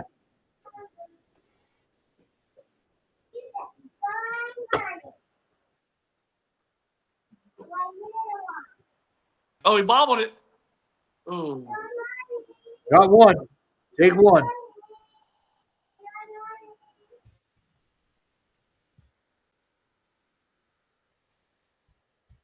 Rainer. He swung at the first pitch, what, 3 times now?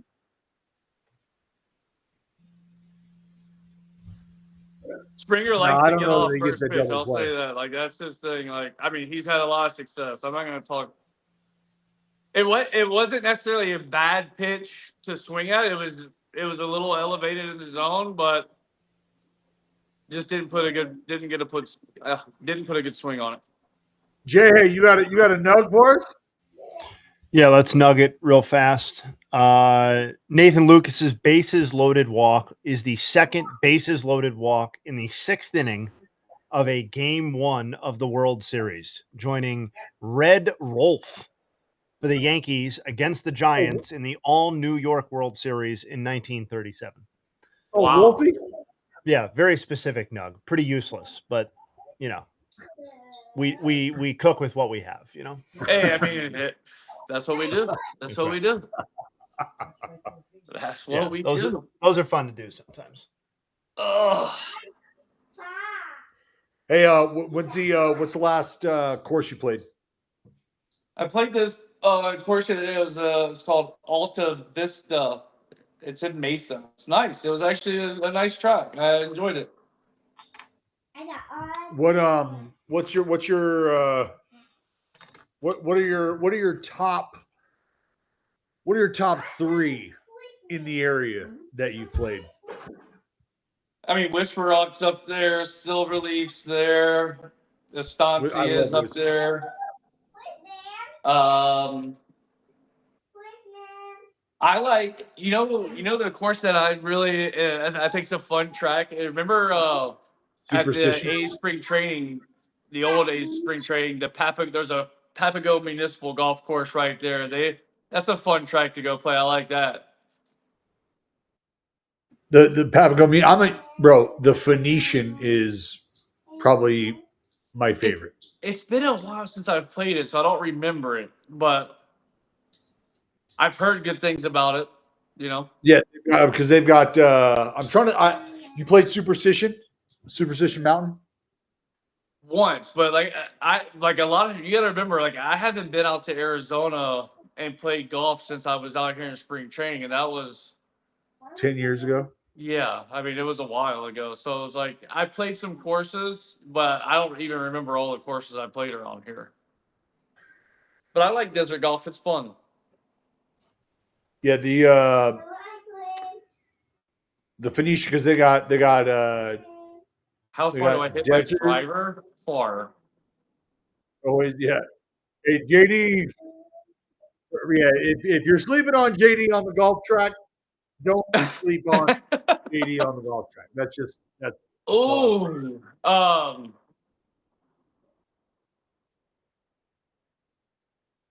What was I about to say? Yeah, I mean, I love golf. Golf's fun. I mean, I try to. My handicap right now is I'm a +3 at the moment, so that's pretty fun. Good God. Just throwing darts. But I have to Throwing learn darts. the courses here. There you go. Good take.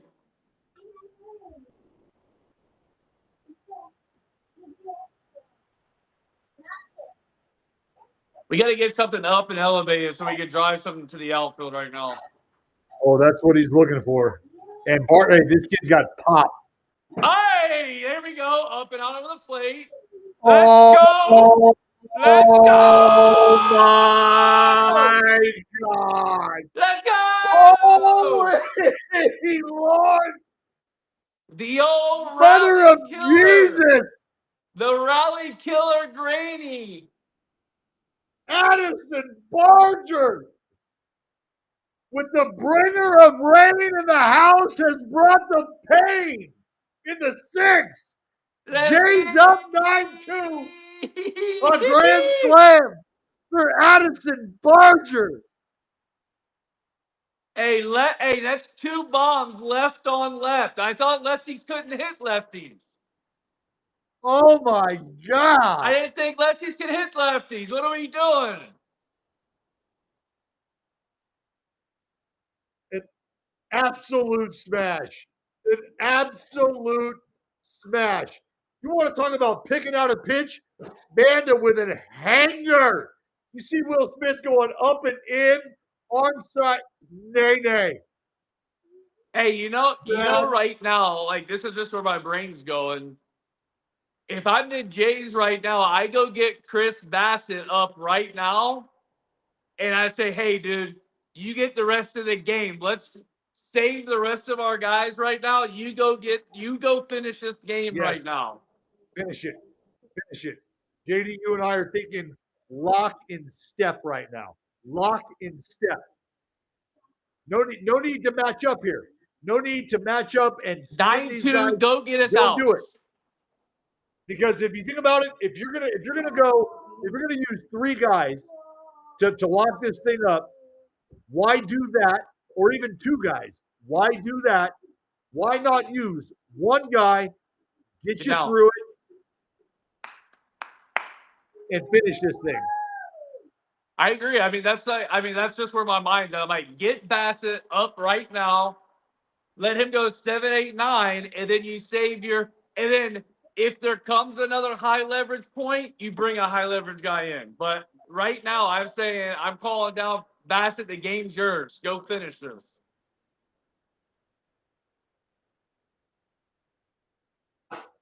Wow. Because as we talked about earlier, the more the Dodgers, that's a great lineup over there. The more they see the bullpen, the outs get harder and harder to come by at the end of the series. Because you just don't have enough to show them anymore. No, you don't. That's the same. It can be thought of the same way as exposure. Whether you're up by 9, down by 9, if you have a chance to not have to continue to roll these guys out there. I mean, Yep. to not have to see them in maybe until game 3, right? Like maybe a portion of this Dodger lineup doesn't see a leverage guy until game 3. That'd be great. That'd be fantastic. I mean, I think Dominguez is one of their leverage guys, so they've seen one of them. Like, I mean, not like a high. I don't know if he's like a high leverage for him, but at the end of the day, man, I'm like, if you let Bassett go get all these outs the rest of the game, now let's just say whoever's starting game 2, it gets shorter, right? Now you can save those guys to come in for those games. Dude, I've always looked at spots just like this, similarly, winning or losing. If you're willing to let a guy, quote unquote, wear it, then why would you not look at it like allowing a guy to eat it up? Another Oh, one? my. Hey, beating. let's go. An absolute beating. Hit the horn and a home run!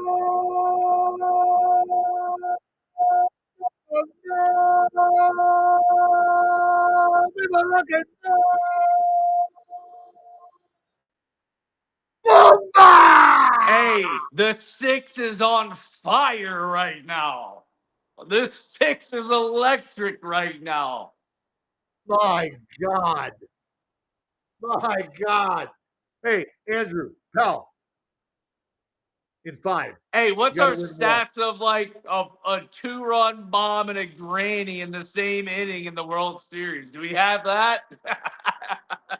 Well, what we Oh, do you're have- laughing. I'll get that for you. Just give me a second. I believe you. Yeah, I'm working on I was working on lefty. I was working on pinch hitter. But all right, so we got a grand slam and a And a home 2-run run. Jimmy. Yeah, all right. We got it.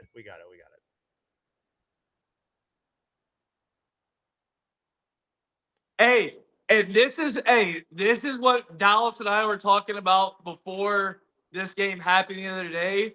This instance right now where Blake Snell just went to the 6th inning, gave it up. I guarantee you the next start, as soon as Yamamoto or whoever comes out or whatever, he's going to get the itch for the quick trigger from here on out. He's going to want to yank those guys out so fast that now that's where this inning right here was even more damning for the Dodgers, because I think we all know that the starting pitchers, their strength. But he's not going to want to do it any longer. He took his chance this game. It's been working, but now it kind of bit him a little bit. He's not going to roll with it anymore, I guarantee you, the rest of this series. Oh, I mean, it is literally one of the. I mean, it's like one of the last part of our text. Like, man, oh God, Yeah. oh God. I'll be interesting to see like how he changes, if he reverts back to what he normally wants to do from this situation, because this postseason has been nothing but easy for the Dodgers. And now it's starting. Obviously, the Jays had a huge inning right there. Things came into place for him.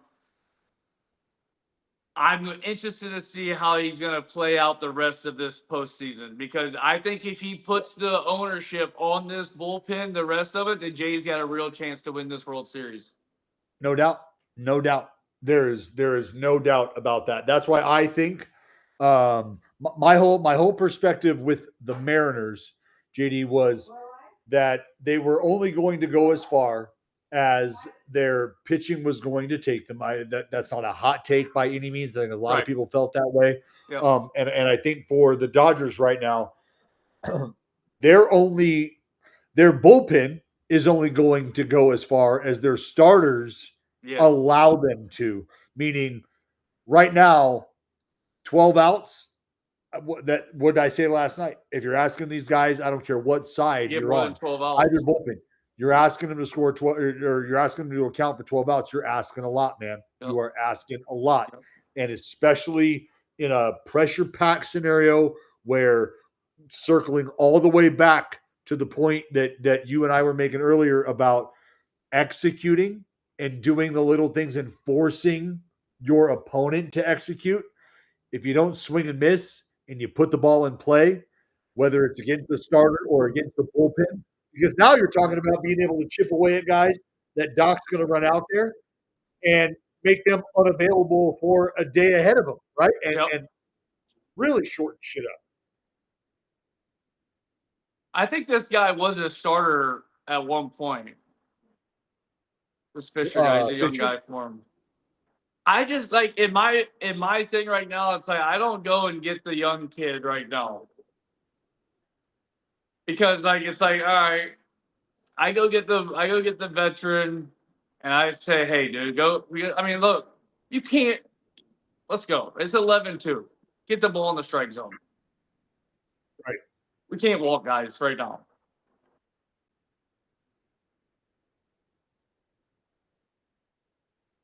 Like, I've seen enough already. Too bad. I mean, if this was a few years ago, I'm like, the bullpen's ringing and he's out. Back in the day, for sure. back in the day as a reliever, if you came in and I don't care how good you were, if you came in 4-pitch walk somebody, you were getting demoted. Yeah, I was going to say somebody up, plane ticket bought, you're done. 11-2, you can't do it, dude. Mhm. But that's where the game has changed right now. You remember Matt Wirtz? Oh yeah, Mike Words. Nasty slider, right? Oh I yeah, remember having to catch him in the minor leagues, and he wasn't allowed to throw a slider, and he'd get lit. Nowadays, these young kids have more feel for sliders than they ever do for a heater because fastball. they throw so much off speed now. Oh, it's spin it to win it, baby. Yep.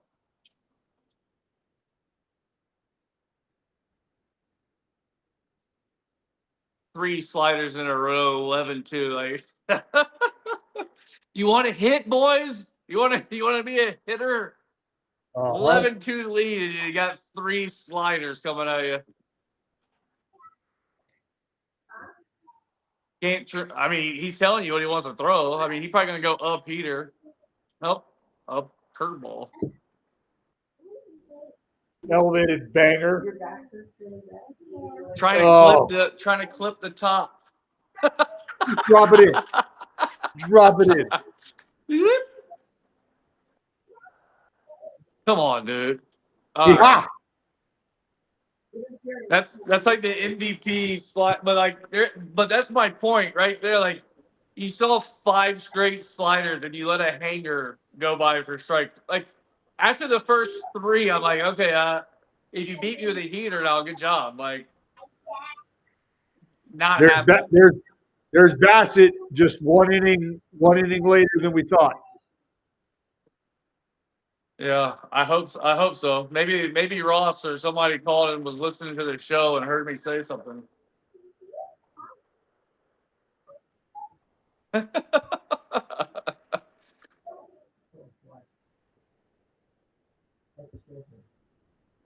This ball might get hit really hard, by the way. Shohei. My 3-year-old If he daughter throws just a said, banger "It's right here, I Shohei." think it's going to get launched.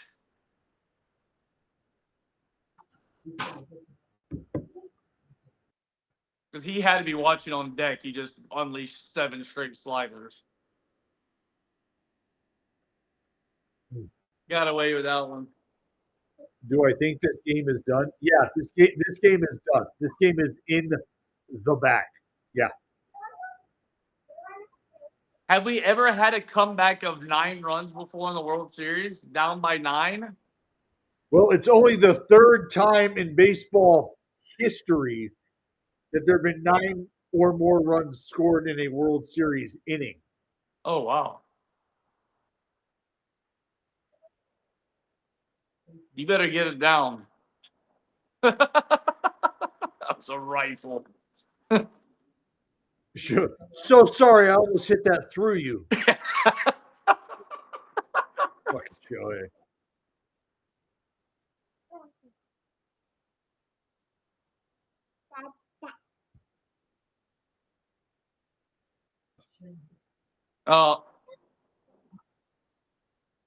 I called it. I think I called You it. did. Did I call it? Yeah, you did call that. I called it, right? Look at you, the Look caller of rain. Look at Shohei. Shohei is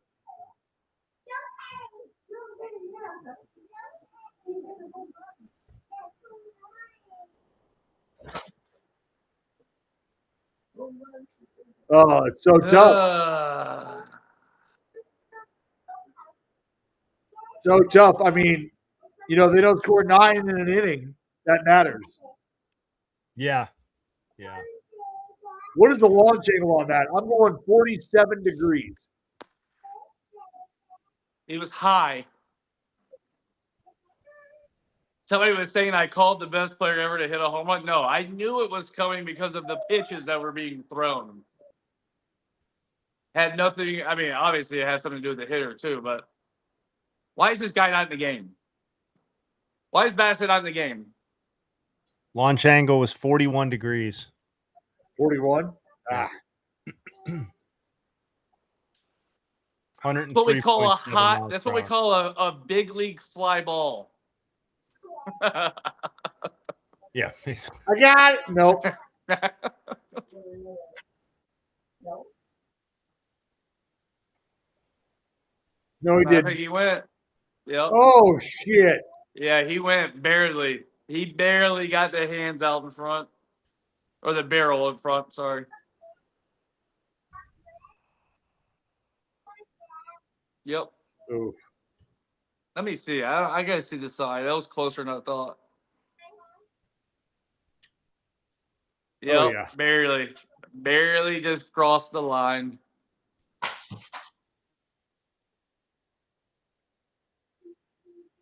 Freddie's a little off right now. I know. I play with Freddie. I know his swing.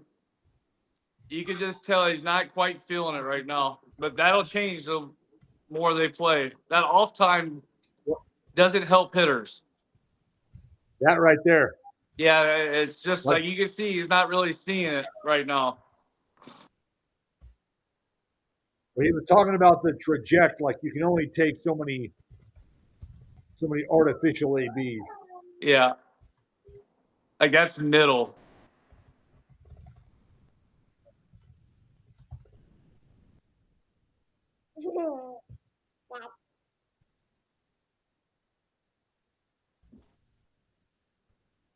The best way to pitch Freddie is up and in.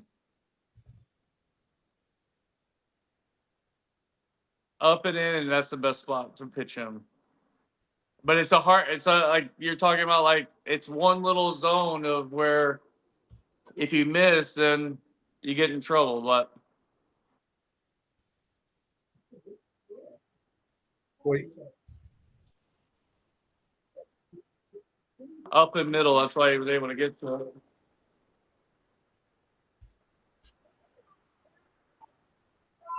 All right, boys. JD, dude, don't feel like you got to hang around, man. I know Yeah. you got shit to do. I appreciate you hanging out with us, though, dude. Very much so. Yeah, this That has was been sick. awesome. That was sick. Hey, I mean, it was kind of good luck. I might need to come on tomorrow too if they're playing. Well, no, we're good because I had the Dodgers in 5, so like I think you've done enough. You've done plenty. You've done. I'm just gonna come more on than and be the commentator in the comments then. Yeah, well, I'll be sure to not send you the link. I promise. Hey, it's okay, dude. It's okay to be wrong sometimes. I know it's hard, but Well, that's never happened. It's never happened to me, and I don't plan on that happening now. I still have time to it be looks correct. like it's gonna be a first there, shooter. Yeah, we'll see. I think if those are the sorts of lessons you're imparting, we need more of you. Yeah, thank you. Yeah. Dallas needs more humbling. Oh, that's great. All right, boys, I appreciate it. Hey, great to see you, brother. I'll be you. out in AZ. I think I'm going to be out in AZ probably in a couple weeks. I'll hit you up. Love it. All right, big dog. Peace. See you, Josh.